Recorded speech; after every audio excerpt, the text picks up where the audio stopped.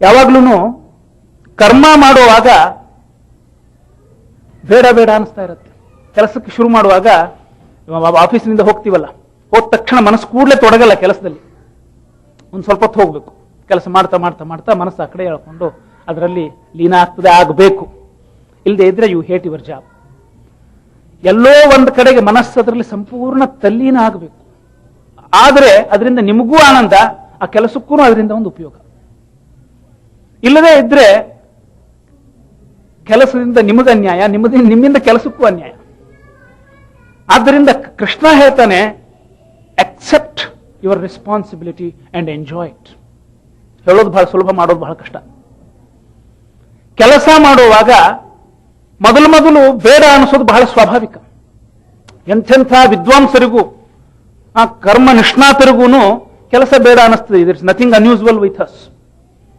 Doctor Radhakrishnan ಅಂತ ದೊಡ್ಡ philosopher, ಅವರೊಂದು ಮಾತು ಹೇಳಿದ್ದಾರೆ. ಎಲ್ಲ ಉಪನ್ಯಾಸಕಾರರು ನೆನಪಿಟ್ಕೊಳ್ಬೇಕಾದ ಮಾತು. ಅವರೊಂದು ಮಾತು ಹೇಳಿದ್ದಾರೆ. ಏನ್ ಹೇಳಿದ್ದಾರೆ ಅಂದ್ರೆ, ಅದ್ಭುತ ಭಾಷಣಕಾರರು, is an expert in giving talks. ಅಂಥ ವ್ಯಕ್ತಿ ಅವರೊಂದು ಮಾತು ಹೇಳಿದ್ದಾರೆ. ಉಪನ್ಯಾಸ ಶುರು ಆಗುವಾಗ ಇನ್ನೇನೆಲ್ಲ ಎದುರುಗಡೆ ಜನ ಕೂತಿರ್ತಾರೆ, ಇವರು ಉಪನ್ಯಾಸ ಮಾಡಬೇಕು. ಅವಾಗ ಅವ್ರಿಗೆ ಅನಿಸುತ್ತಂತೆ, ಕೂತವನಲ್ಲಿ ಯಾರಾದರೂ ಪಿಸ್ತೂಲ್ ತಂದಿರಬೇಕು, ಎದ್ದು ಬಿಟ್ಟು ನನಗೊಂದು ಗುಂಡು ಹಾಕ್ಬಿಡ್ಬೇಕು. ಅಂದ್ರೆ ಉಪನ್ಯಾಸ ಮಾಡೋ ಜವಾಬ್ದಾರಿ ಕಳೆದೋಗುತ್ತೆ.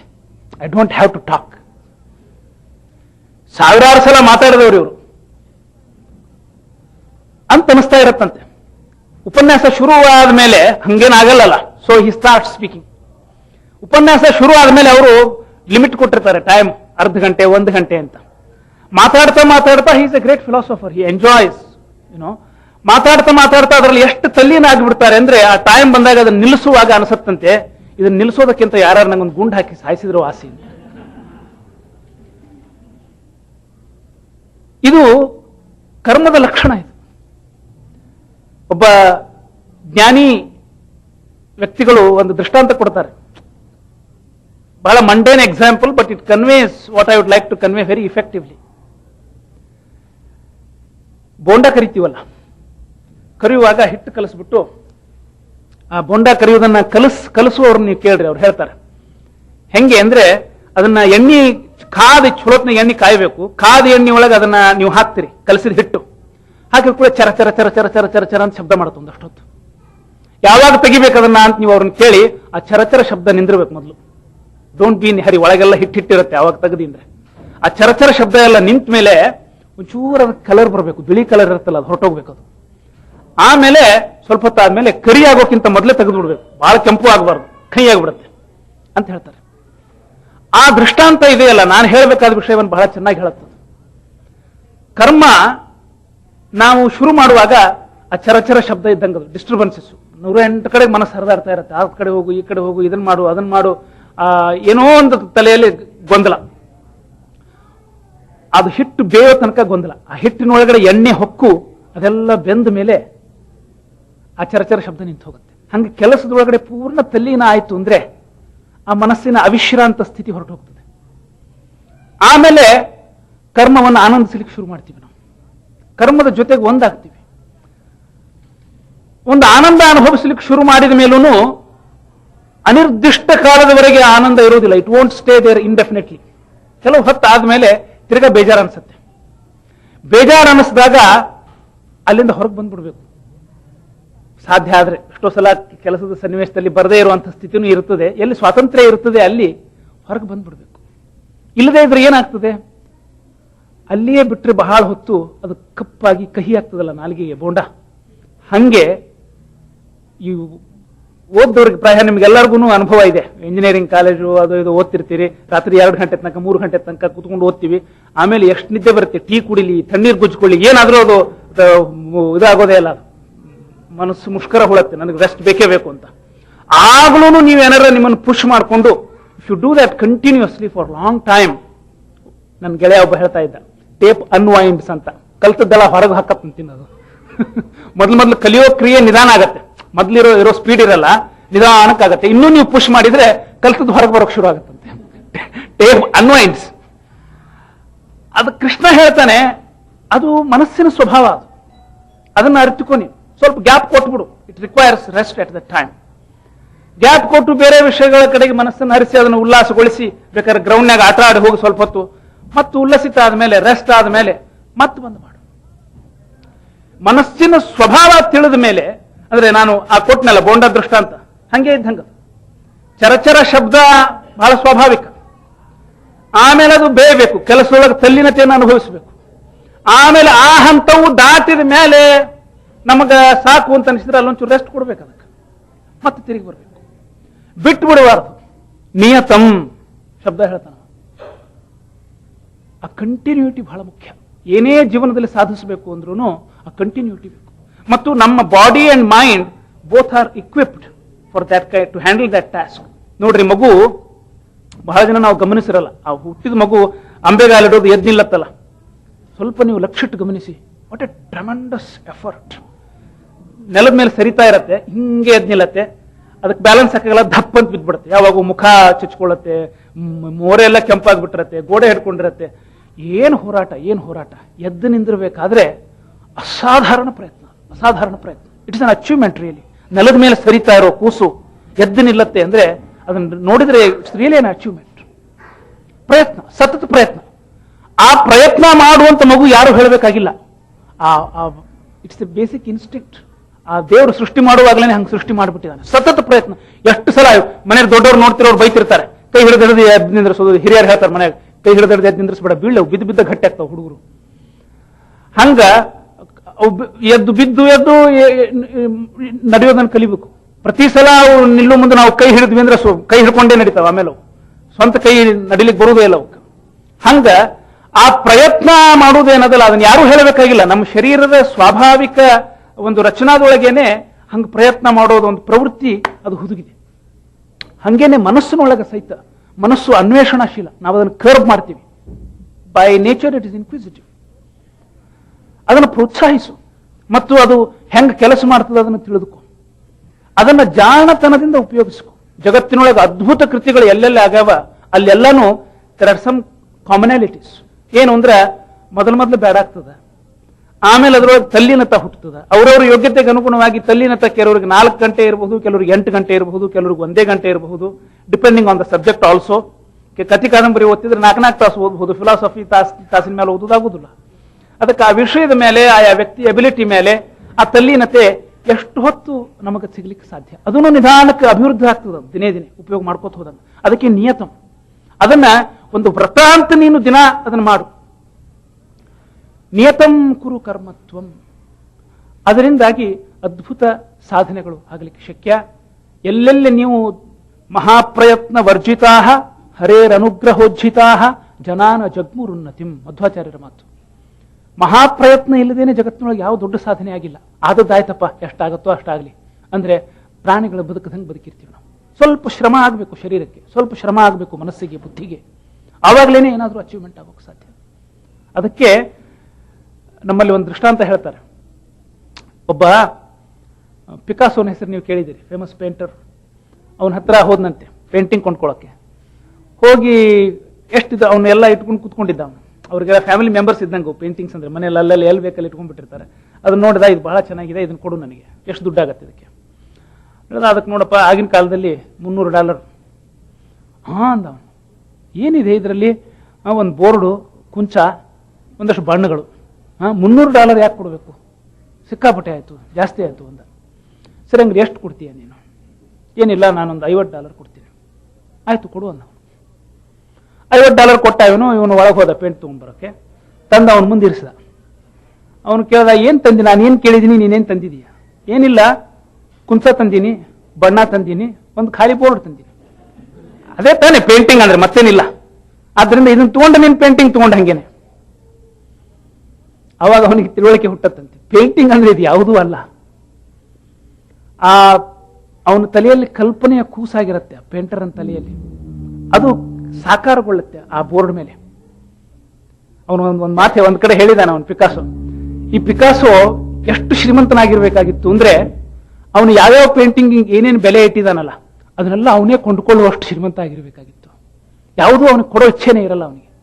ಯಾಕೆಂದ್ರೆ ಅದು 9-8 ತಿಂಗಳು ಕೂಸನ್ನ ಗರ್ಭದಲ್ಲಿ ಧರಿಸಿ ಪ್ರಸವಿಸ್ತಾರಲ್ಲ, ಅಷ್ಟು ನೋವು ಅನುಭವಿಸಿ ನಾನು ಅದನ್ನ ರಚನೆ ಮಾಡಿರ್ತೀನಿ, ಅದ್ರ ಬಗ್ಗೆ ಒಂದು ಅಟ್ಯಾಚ್ಮೆಂಟ್ ಬೆಳೆದಿರ್ತದೆ. ಅದನ್ನು ದುಡ್ಡು ತಗೊಂಡು ಕೊಟ್ಟು ಬಿಡೋದು ಅಂದ್ರೆ ಯಾಕೋ ಬಹಳ ಕ್ರೂಯಲ್ ಅನ್ನಿಸ್ತದೆ ಕೆಲವು ಸಲ ಅಂತ. ಹಂಗೆ ಅದ್ಭುತವಾದದ್ದು ರಚನೆ ಆಗಬೇಕಾದ್ರೆ ಅವನ ಕಥೆಯಲ್ಲೇನೆ ಹೇಳ್ತಾರೆ, ನಿಂತುಕೊಂಡು ಪೇಂಟ್ ಮಾಡುವಾಗ ಯಾರೋ ಅವನು ಕೇಳಿದ್ರಂತ, ನಿನಗೆ ಕೈ ಕಾಲು ನೋಯಿಸುವುದಿಲ್ಲೇನು, ಎಷ್ಟು ತಾಸುಗಟ್ಟಲೆ ನಿಂದಿರ್ತೀನಿ ನೀನು ಅಂತ. ಕಮ ಹೇಳಿದ್ನಂತ, ಅಲ್ಲಿ ಹೊರಗೆ ಚಪ್ಪಲಿ ಬಿಡ್ತೀರಲ್ಲ ನೀವು, ಅಲ್ಲೇ ದೇಹ ಬಿಟ್ಟು ಬಂದ್ಬಿಟ್ಟಿರ್ತೀನಿ ನಾನು, ಮನಸ್ಸೊಂದೇ ಇರ್ತದೆ ಇಲ್ಲಿ ಅಂತ. ಅಂದ್ರೆ ಆ ತನ್ಮಯತೆ ಎಂಥದ್ದು ಅನ್ನೋದಕ್ಕೆ ನಿಮಗೆ ಹೇಳ್ತೀನಿ ನಾನು. ಕೆಲಸದಲ್ಲೇ ಆ ತನ್ಮಯತೆ ಮೂಡಿದಾಗ ಮನುಷ್ಯ ಅದನ್ನು ಆನಂದಿಸಲಿಕ್ಕೆ ಸಾಧ್ಯ. ಆ ತನ್ಮಯತೆ ಮೂಡೋ ತನಕ ಬಹಳ ಶ್ರಮ ಇದೆ, ಸುಲಭ ಅಲ್ಲ, ಅದು ಹೇಳಿದಷ್ಟು ಸುಲಭ ಅಲ್ಲ. ಅದಕ್ಕೆ ಕೃಷ್ಣ ಹೇಳ್ತಾನೆ, ನಿಯತಂ ಕುರು, ತ್ರಾಸಾಗ್ತದಂತ ಬಿಟ್ಬಿಡ್ಬೇಡ. ಆದ್ರೆ ಬಹಳ ಹೊತ್ತಿನ ಮೇಲೆ ತ್ರಾಸಾಗ್ಲಿಕ್ಕೆ ಶುರು ಆತಂದ್ರೆ ಮತ್ತೆ ಪುಷ್ ಮಾಡಬೇಡ, ಅನ್ವೈಂಡ್ ಆಗ್ತದೆ ಟೇಪ್ ಅದು. ಅದಕ್ಕೆ ಅದನ್ನ ಅರ್ಥ ಮಾಡ್ಕೊ, ಮನಸ್ಸಿನ ಸ್ವಭಾವ ಎಂಥದ್ದು, ನಿನ್ನ ಎಬಿಲಿಟಿ ಏನು, ಮತ್ತು ಹಿಡಿದಿರೋ ಕೆಲಸ ಎಂಥದ್ದು. ಇದನ್ನ ತಿಳಿದುಕೊಂಡು ನಿಯತವಾಗಿ ನೀನು ಕರ್ಮವನ್ನು ಮಾಡಿದಿ ಅಂತಂದ್ರೆ ನಿನಗ ಆ ಕರ್ಮದಿಂದ ಒಂದು ಆನಂದ ದೊರಕಲಿಕ್ಕೆ ಸಾಧ್ಯ. ನೀನು ಕರ್ಮಯೋಗಿ ಅಂತ ಅನಿಸ್ಕೊಳ್ಳಿಕ್ಕೆ ಸಾಧ್ಯ. ಯೋಗ ಕರ್ಮಸು ಕೌಶಲಂ. ಯೋಗ ಅಂದ್ರೆ ಕೌಶಲ್ಯಪೂರ್ಣವಾಗಿ ಕರ್ಮವನ್ನು ನಿರ್ವಹಿಸುವುದೇ ಯೋಗ. ಆ ಕೌಶಲ್ಯದ ರಹಸ್ಯವನ್ನ ನಿಮ್ಮ ಮುಂದೆ ಬಿಚ್ಚಿಡ್ತಾ ಇದ್ದಾನೆ ಕೃಷ್ಣ ಈ ಕರ್ಮಯೋಗದಲ್ಲಿ. ಅನೇಕ ದೃಷ್ಟಾಂತಗಳ ಮೂಲಕ ಜ್ಞಾನಿಗಳು ಈ ವಿಷಯವನ್ನು ನಮಗೆ ಮನದಟ್ಟು ಮಾಡಲಿಕ್ಕೆ ಪ್ರಯತ್ನ ಮಾಡಿದ್ದಾರೆ. ಒಬ್ಬ ಒಳ್ಳೆ ರೈತ ಅಂತ ಅಂದ್ಕೊಳ್ಳೋಣ. ಅವನು ಬೆಳಿಗ್ಗೆ ಬರ್ತಾನೆ, ದನ ಹಿಡ್ಕೊಂಡು ರಂಟಿ ಹೊಡಿಲಿಕ್ಕೆ ಹೋಗ್ತಾನೆ, ಹಕ್ಕಿಗಳು ಚಿಲಿಪಿಲಿ ಹಾಡು ಹಾಡ್ತಿರ್ತಾವ, ತಾನು ಅದ್ರ ಜೊತೆಗೆ ಧನಿ ಕುಡಿಸ್ಕೊಂಡು ಅಲ್ಲಿ ಹೊಲದಲ್ಲೆಲ್ಲ ಓಡಾಡ್ತಾನೆ, ಬಿತ್ತಾನೆ, ಬೆಳಿತಾನೆ. ಎಲ್ಲ ಆದ್ಮೇಲೆ ಅವನಿಗೇನು ದುಡ್ಡು ಬರುತ್ತಲ್ಲ, ಆಯ್ತಪ್ಪ ಇನ್ಮೇಲೆ ನೀನು ಹೊಲಕ್ಕೆ ಹೋಗಿ ಕೆಲಸ ಮಾಡಬೇಡ, ನಾನು ನಿನ್ನ ಕೂತಲ್ಲೇನೆ ದುಡ್ಡು ಕೊಟ್ಟು ಬಿಡ್ತೀನಿ. ನಿಜವಾದ ರೈತ ಆದ್ರೆ ಅವನು ಅದಕ್ಕೆ ಬೇಡ ಅಂತ ಹೇಳಬೇಕು. ಯಾಕೆಂದ್ರೆ ಬರೀ ದುಡ್ಡಲ್ಲ, ಆ ಹೊಲದಲ್ಲಿ ಓಡಾಡೋದು, ಮಾಡೋದು, ದನಗಳಿಗೆ ಉಣಿಸೋದು, ಅದನ್ನ ಇದನ್ನ ಮಾಡೋದು, ಅದರಲ್ಲಿ ನನಗೊಂದು ಆನಂದ ಇದೆ. ಆದ್ರಿಂದ ನಾನು ಇದನ್ನ ಬಿಟ್ಟು ನಾನು ಬದುಕಿರೋಲ್ಲ ಅಂತ. ನಮ್ಮಲ್ಲಿ ಬೇಂದ್ರೆ ಅಂತ ನೀವು ಕೇಳಿರಿ, ದೊಡ್ಡ ಕವಿಗಳು. ಅವರಿಗೆ ಜ್ಞಾನಪೀಠ ಸಿಕ್ಕಾಗ ನಮ್ಮ ತಂದೆಯವರು ಅಲ್ಲಿ ಉಪಸ್ಥಿತರಿದ್ದರು ಸಭಾದ ಮೇಲೆ ಸತ್ಕಾರದಲ್ಲಿ. ಅವರೊಂದು ಮಾತು ಹೇಳಿದರು, ಒಂದು ಜ್ಞಾನಪೀಠ ಅಂದ್ರೆ 1 ಲಕ್ಷ ರೂಪಾಯಿ ಕೊಡ್ತಾರ, ಅದನ್ನು ಇಬ್ರು ಹಂಚಿಕೊಂಡ್ರು. ಮತ್ತೊಬ್ರು ಯಾವುದೋ ಬೇರೆ ಭಾಷೆ ಕವಿಗಳಿಗೆ ಅರ್ಧ, ಇವ್ರಿಗೆ ಅರ್ಧ ಸಿಕ್ತು. ಆವಾಗ ಒಂದು ಮಾತು ಹೇಳಿದ್ರು, 1 ಲಕ್ಷ ರೂಪಾಯಿ ಕೊಡ್ತೀನಿ, ಬೇಂದ್ರೆ ಬರೆದಂತಹ ಒಂದು ಕವನ ಬರೆದು ಕೊಡು ಅಂದ್ರೆ ಬಹಳ ಕಷ್ಟ ಬರೆಯೋದು. ಅಥವಾ ಬೇಂದ್ರೆಗೇನೆ 4 ತಂತಿ ಅನ್ನೋ ಕವನಕ್ಕೆ ಅದು ಪ್ರಶಸ್ತಿ ಬಂದದ್ದು. ಒಂದು 4 ತಂತಿ ಅಂತ ಕವನ ಬರೆದು ಕೊಡು, 1 ಲಕ್ಷ ರೂಪಾಯಿ ಕೊಡ್ತೀನಿ ಅಂತ ಎದುರು ಕೂಡಿಸಿದ್ರೆ ಬರೀಲಿಕ್ಕೆ ಆಗ್ಲಿಕ್ಕಿಲ್ಲ. ಕವನವನ್ನು ಬರೆಯೋದು ಸ್ವಭಾವದಲ್ಲಿ ಇರಬೇಕು. ಆ ಕೌಶಲ್ಯಕ್ಕೆ ನಾವು ಮರ್ಯಾದೆ ಮಾಡ್ತಾ ಇರೋದು. ಯಾತಕ್ಕೆ ಇದನ್ನ ಮಾತು ಹೇಳಿದ್ರು ಅಂದ್ರೆ, 4 ತಂತಿಗೆ ಈ ಪ್ರಶಸ್ತಿ ಕೊಡಬೇಕು ಕೊಡಬಾರದು ಅನ್ನೋ ವಿವಾದ ನಡೆದಿತ್ತು ಅವಾಗ. It's not A great poetic work ಅಂತ. ಅದಕ್ಕೆ ಜಸ್ಟಿಫಿಕೇಶನ್ ಏನು ಅಂದ್ರೆ, ಕವಿ ಆದವನು ಕೆಲವು ಕವನಗಳನ್ನು ಹಂಗೂ ರಚನೆ ಮಾಡ್ತಾನೆ, ಕೆಲವು ಕವನ ಹಿಂಗೂ ರಚನೆ ಮಾಡ್ತಾನೆ, ಎಲ್ಲಾ ಥರದ್ದು ಇರ್ತದೆ, ಎಲ್ಲಾನು ಟಾಪ್ ಲೆವೆಲ್ ಇರ್ಲಿಕ್ಕಿಲ್ಲ. ಮತ್ತು ಓದುಗನ ಮೇಲೂ ಹೋಗುತ್ತದು. ಆದ್ದರಿಂದ ಅವನಿಗೆ ಆ ಕವನವನ್ನ ಹೆಣೆಯೋ ಒಂದು ಕೌಶಲ್ಯ ಏನಿದೆಯಲ್ಲ, ಯಾವುದೋ ಬಸ್ನೊಳಗೆ ಹೋಗು ಮುಂದೆ ಬಸ್ ಕಂಡಕ್ಟರ್ ಬಸ್ ಬಿಡ್ಲಿಲ್ಲ ಅಂತ ಬರ್ಕೋತ ಕೂತ್ರಂತೀವ್ರು. ಆವಾಗ ಬರೆದಿದ್ದು 4 ತಂತಿ ಬರೆದ ಸಂದರ್ಭ ನೋಡ್ರಿ. ಅಂದ್ರೆ ಅವ್ರಿಗೆ ಎಲ್ಲಿ ಬರೆಯುವುದು ಏನು ಬರೆಯುವುದು ಅಂತ ಇಲ್ಲ, ಯಾವಾಗ್ಲೂ ತಲೆಯೊಳಗೆ ನಡೆದಿರ್ತದೆ. ಕರ್ಮ ತಮ್ಮ ಕರ್ಮ ಅಂತ ಅದನ್ನು ಸ್ವೀಕಾರ ಮಾಡ್ಕೊಂಡಿರ್ತಾರೆ. ವ್ಯಕ್ತಿ ತಾನು ಮಾಡೋ ಕೆಲಸವನ್ನ, ಕವಿಯಾದವನಿಗೆ ಕವನ ಬರೆಯೋದು ಅವನ ಕರ್ಮ. ಅದು ವ್ಯಕ್ತಿ ತನ್ನ ಕರ್ಮವನ್ನು ಸ್ವೀಕಾರ ಮಾಡಬೇಕು. He has to accept it. ನಮ್ಮಲ್ಲಿ ಮದುವೆ ಒಳಗೆ ಒಂದು ಮಾತು ಹೇಳ್ತಾರೆ,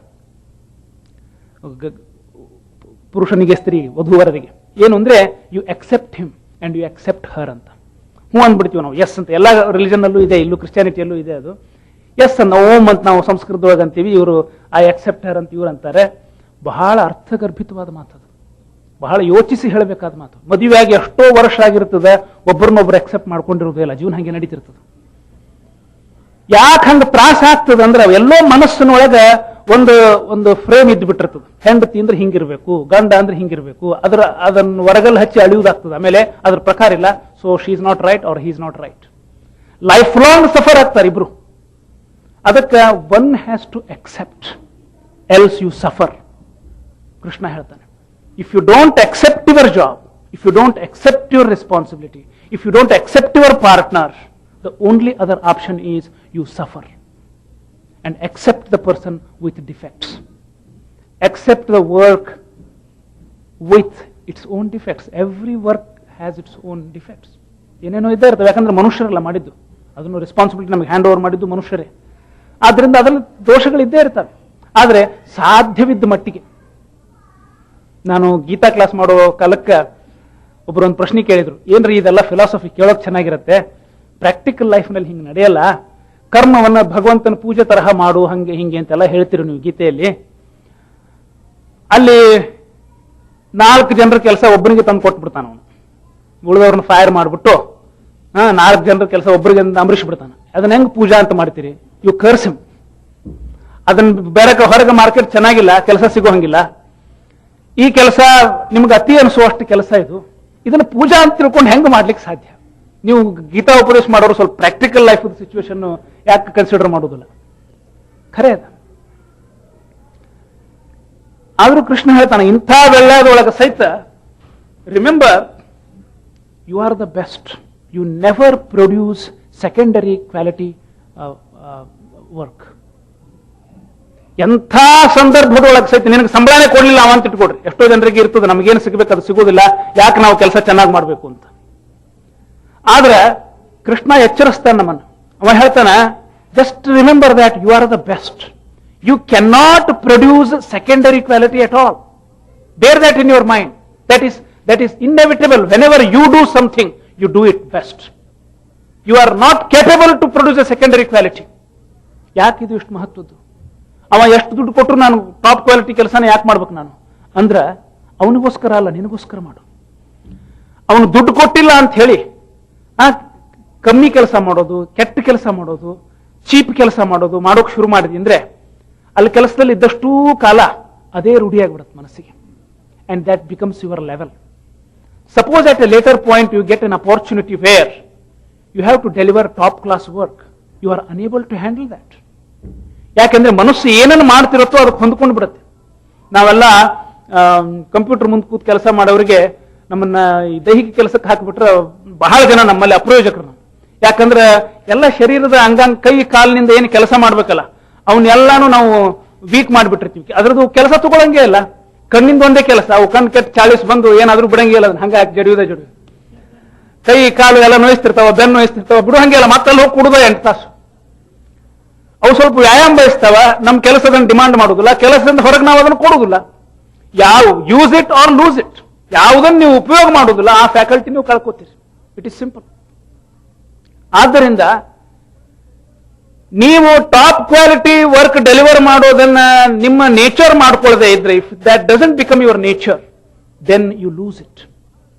ಯಾವತ್ತ ನಿಮಗೆ ಬಹಳ ದುಡ್ಡು ಕೊಡ್ತೀನಿ, ಬಹಳ ರಿವಾರ್ಡ್ ಕೊಡ್ತೀನಿ, ಚಲೋ ಕೆಲಸ ಮಾಡು ಅಂತ ಯಾವನಾರೆ ಅಂದ್ರ ಬಹಳ ವರ್ಷ ಈ ಚೀಪ್ ಕೆಲಸ ಮಾಡಿ ಮಾಡಿ ಮಾಡಿ ಮಾಡಿ ಶರೀರ ಮನಸ್ಸು ಉಂಡು ಹೋಗಿರ್ತದ, ಅದನ್ನು ಪೂರೈಸೋದಾಗುದಿಲ್ಲ ಅವತ್ತು. ಅದಕ್ಕೆ always remember you are the best. ಕರ್ಮವನ್ನ ಭಗವಂತನ ಪೂಜಾ ಅಂತ ಮಾಡು, ಶ್ರದ್ಧಾರ್ಲೆ ಮಾಡು, ಅದರ ಫಲದ ಬಗ್ಗೆ ಯೋಚನೆ ಮಾಡಬೇಡ. ಯಾಕಂದ್ರೆ ಫಲ ಬಂದೇ ಬರ್ತದೆ ನಿನಗೆ, ಇವತ್ತಿಲ್ಲ ನಾಳೆ ಬರ್ತದೆ. ಯಾವನೋ ಅದನ್ನು ನೋಟಿಸ್ ಮಾಡ್ತಾನೆ, ಇಷ್ಟು ಅಡ್ವರ್ಸ್ ಸಿಚುವೇಶನ್ ಒಳಗೆ ಸಹಿತ ಇಷ್ಟು ಕಷ್ಟಪಟ್ಟು ಕೆಲಸ ಮಾಡ್ಲಿಕ್ಕತ್ತಾನಲ್ಪ ಅಂತ ಒಂದಿಲ್ಲ ಒಂದ್ ದಿವಸ ಯಾರದಾರ ಕಣ್ಣಿಗೆ ಅದು ಬೀಳ್ತದೆ. ಬೇಡ ಬೀಳಲಿಲ್ಲ, ಆ ಕೆಲಸ ಬಿಟ್ಟು ಬೇರೆ ಕಂಪನಿಗೆ ಹೋಗು. ಆದ್ರೆ ನಿನ್ನ ಕೆಲಸದೊಳಗೆ ಚೀಪ್ ಕ್ವಾಲಿಟಿ ಪ್ರೊಡ್ಯೂಸ್ ಮಾಡಬೇಡ, ಕಾಂಪ್ರಮೈಸ್ ಮಾಡ್ಕೋಬೇಡ. ನೋ, ಯಾವಾಗಲೂ remember, do the best you can. ಭಗವದ್ಗೀತಾದ ಕರ್ಮ ರಹಸ್ಯದೊಳಗೆ ಈ ಮಾತನ್ನು ಮತ್ ಒತ್ತಿ ಹೇಳಿದ್ದಾನೆ. ಕರ್ಮಯೋಗದಲ್ಲಿ ಯೋಗ ಕರ್ಮಸು ಕೌಶಲಂ. ಅರ್ಜುನ, ನಿನ್ನ ಸ್ವಭಾವ ಕ್ಷಾತ್ರ ಸ್ವಭಾವ, ಆ ಸ್ವಭಾವಕ್ಕೆ ಅನುಗುಣವಾಗಿ ಏನನ್ನು ನಿನಗೆ ಮಾಡ್ಲಿಕ್ಕೆ ಸಾಧ್ಯನೋ, ಪ್ರತಿಯೊಬ್ಬರಿಗೂ ಒಂದೊಂದು ಸ್ವಭಾವದಲ್ಲಿ ನಮಗೆ ಆ ಸ್ವಭಾವ ಗುರುತಿಸಿಕೊಂಡು ಆ ಸ್ವಭಾವಕ್ಕೆ ಅನುಗುಣವಾದದ್ದನ್ನ ನಾವು ಏನು ಮಾಡಿ ನಮಗೂ ಉಪಕಾರ ಸಮಾಜಕ್ಕೂ ಉಪಕಾರ ಮಾಡಲಿಕ್ಕೆ ಸಾಧ್ಯ ಅದನ್ನು ಗುರುತಿಸಿಕೊಂಡು ಆ ನಿಟ್ಟಿನಲ್ಲಿ ದುಡಿಯಬೇಕು ಅನ್ನತಕ್ಕಂಥ ಮಾತನ್ನ ಹೇಳ್ತಾ ಇದ್ದಾನೆ. ಅದು ಕರ್ಮದ ಕಲೆ. ಅನೇಕ ದೃಷ್ಟಾಂತಗಳನ್ನ ಜ್ಞಾನಿಗಳು ಹೇಳಿದ್ದಾರೆ. ಸಾಕು, ವಿಷಯ ನಿಮಗೆ ಅರ್ಥವಾಗಿದೆ. ಆದ್ದರಿಂದ ನಾನು ಮುಂದೆ ಹೋಗ್ತಾ ಇದ್ದೇನೆ. ಮುಂದಿನ ಶ್ಲೋಕ 9ನೇ ಶ್ಲೋಕ. 9ನೇ ಶ್ಲೋಕದಿಂದ 16ನೇ ಶ್ಲೋಕದ ತನಕನೂ ಒಂದು ಯಜ್ಞದ ಕಲ್ಪನೆ ಇದೆ. ಅದನ್ನು ಅಖಂಡಾಕಾರವಾಗಿ ಭಾವಿಸಬೇಕು. ಒಂದೊಂದು ಶ್ಲೋಕ ಪ್ರತ್ಯೇಕ ಅರ್ಥ ಹೇಳಲಿಕ್ಕೆ ಆಗೋದಿಲ್ಲ. ಆದ್ದರಿಂದ ನನಗೆ ಆ ಪುಸ್ತಕ ಬೇಕು, ಇದರೊಳಗೆ ಬಹಳ ಬಿಡಿ ಆಗ್ತವೆ. 9ನೇ ಶ್ಲೋಕದಿಂದ 16ನೇ ಶ್ಲೋಕದ ತನಕ ಹೇಳಿ ಆಮೇಲೆ ಅದರ ಅರ್ಥವನ್ನು ಒಟ್ಟಿಗೆ ಹೇಳ್ತಾ ಇದ್ದೇನೆ. 9ನೇ ಶ್ಲೋಕ. ಯಜ್ಞಾರ್ಥಾತ್ ಕರ್ಮಣೋನ್ಯತ್ರ ಲೋಕೋಯಂ ಕರ್ಮಬಂಧನಃ ತದರ್ಥಂ ಕರ್ಮ ಕೌಂತೇಯ ಮುಕ್ತ ಸಂಗ ಸಮಾಚರ ಸಹ ಯಜ್ಞಾ ಪ್ರಜಾ ಸೃಷ್ಟ್ವಾ ಪುರೋವಾಚ ಪ್ರಜಾಪತಿ ಅನೇನ ಪ್ರಸವಿಷ್ಯಧ್ವಂ ಏಷವೋಸ್ತ್ವಿಷ್ಟ ಕಾಮಧುಕ್ ದೇವಾನ್ ಭಾವಯತಾನೇನ ತೇ ದೇವಾ ಭಾವಯಂತು ವಃ ಪರಸ್ಪರಂ ಭಾವಯಂತಃ ಶ್ರೇಯಃ ಪರಮಮವಾಪ್ಸ್ಯಥ ಇಷ್ಟಾನ್ ಭೋಗಾನ್ ಹಿ ವೋ ದೇವಾಃ ದಾಸ್ಯಂತೆ ಯಜ್ಞಭಾವಿತಾಃ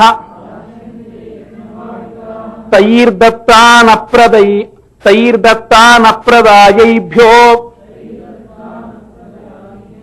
ಯೋ ಭುಂಕ್ತೇಸ್ತೇನ ಏವ ಸಹ ಯಜ್ಞಶಿಷ್ಟಾಶಿನಃ ಸಂತೋ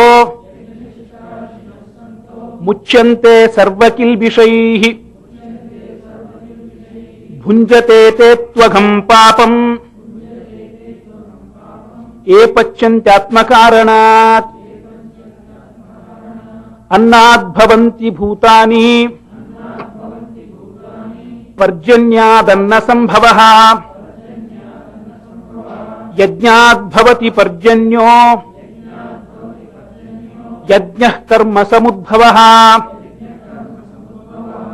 ಕರ್ಮ ಬ್ರಹ್ಮೋದ್ಭವಂ ವಿದ್ಧಿ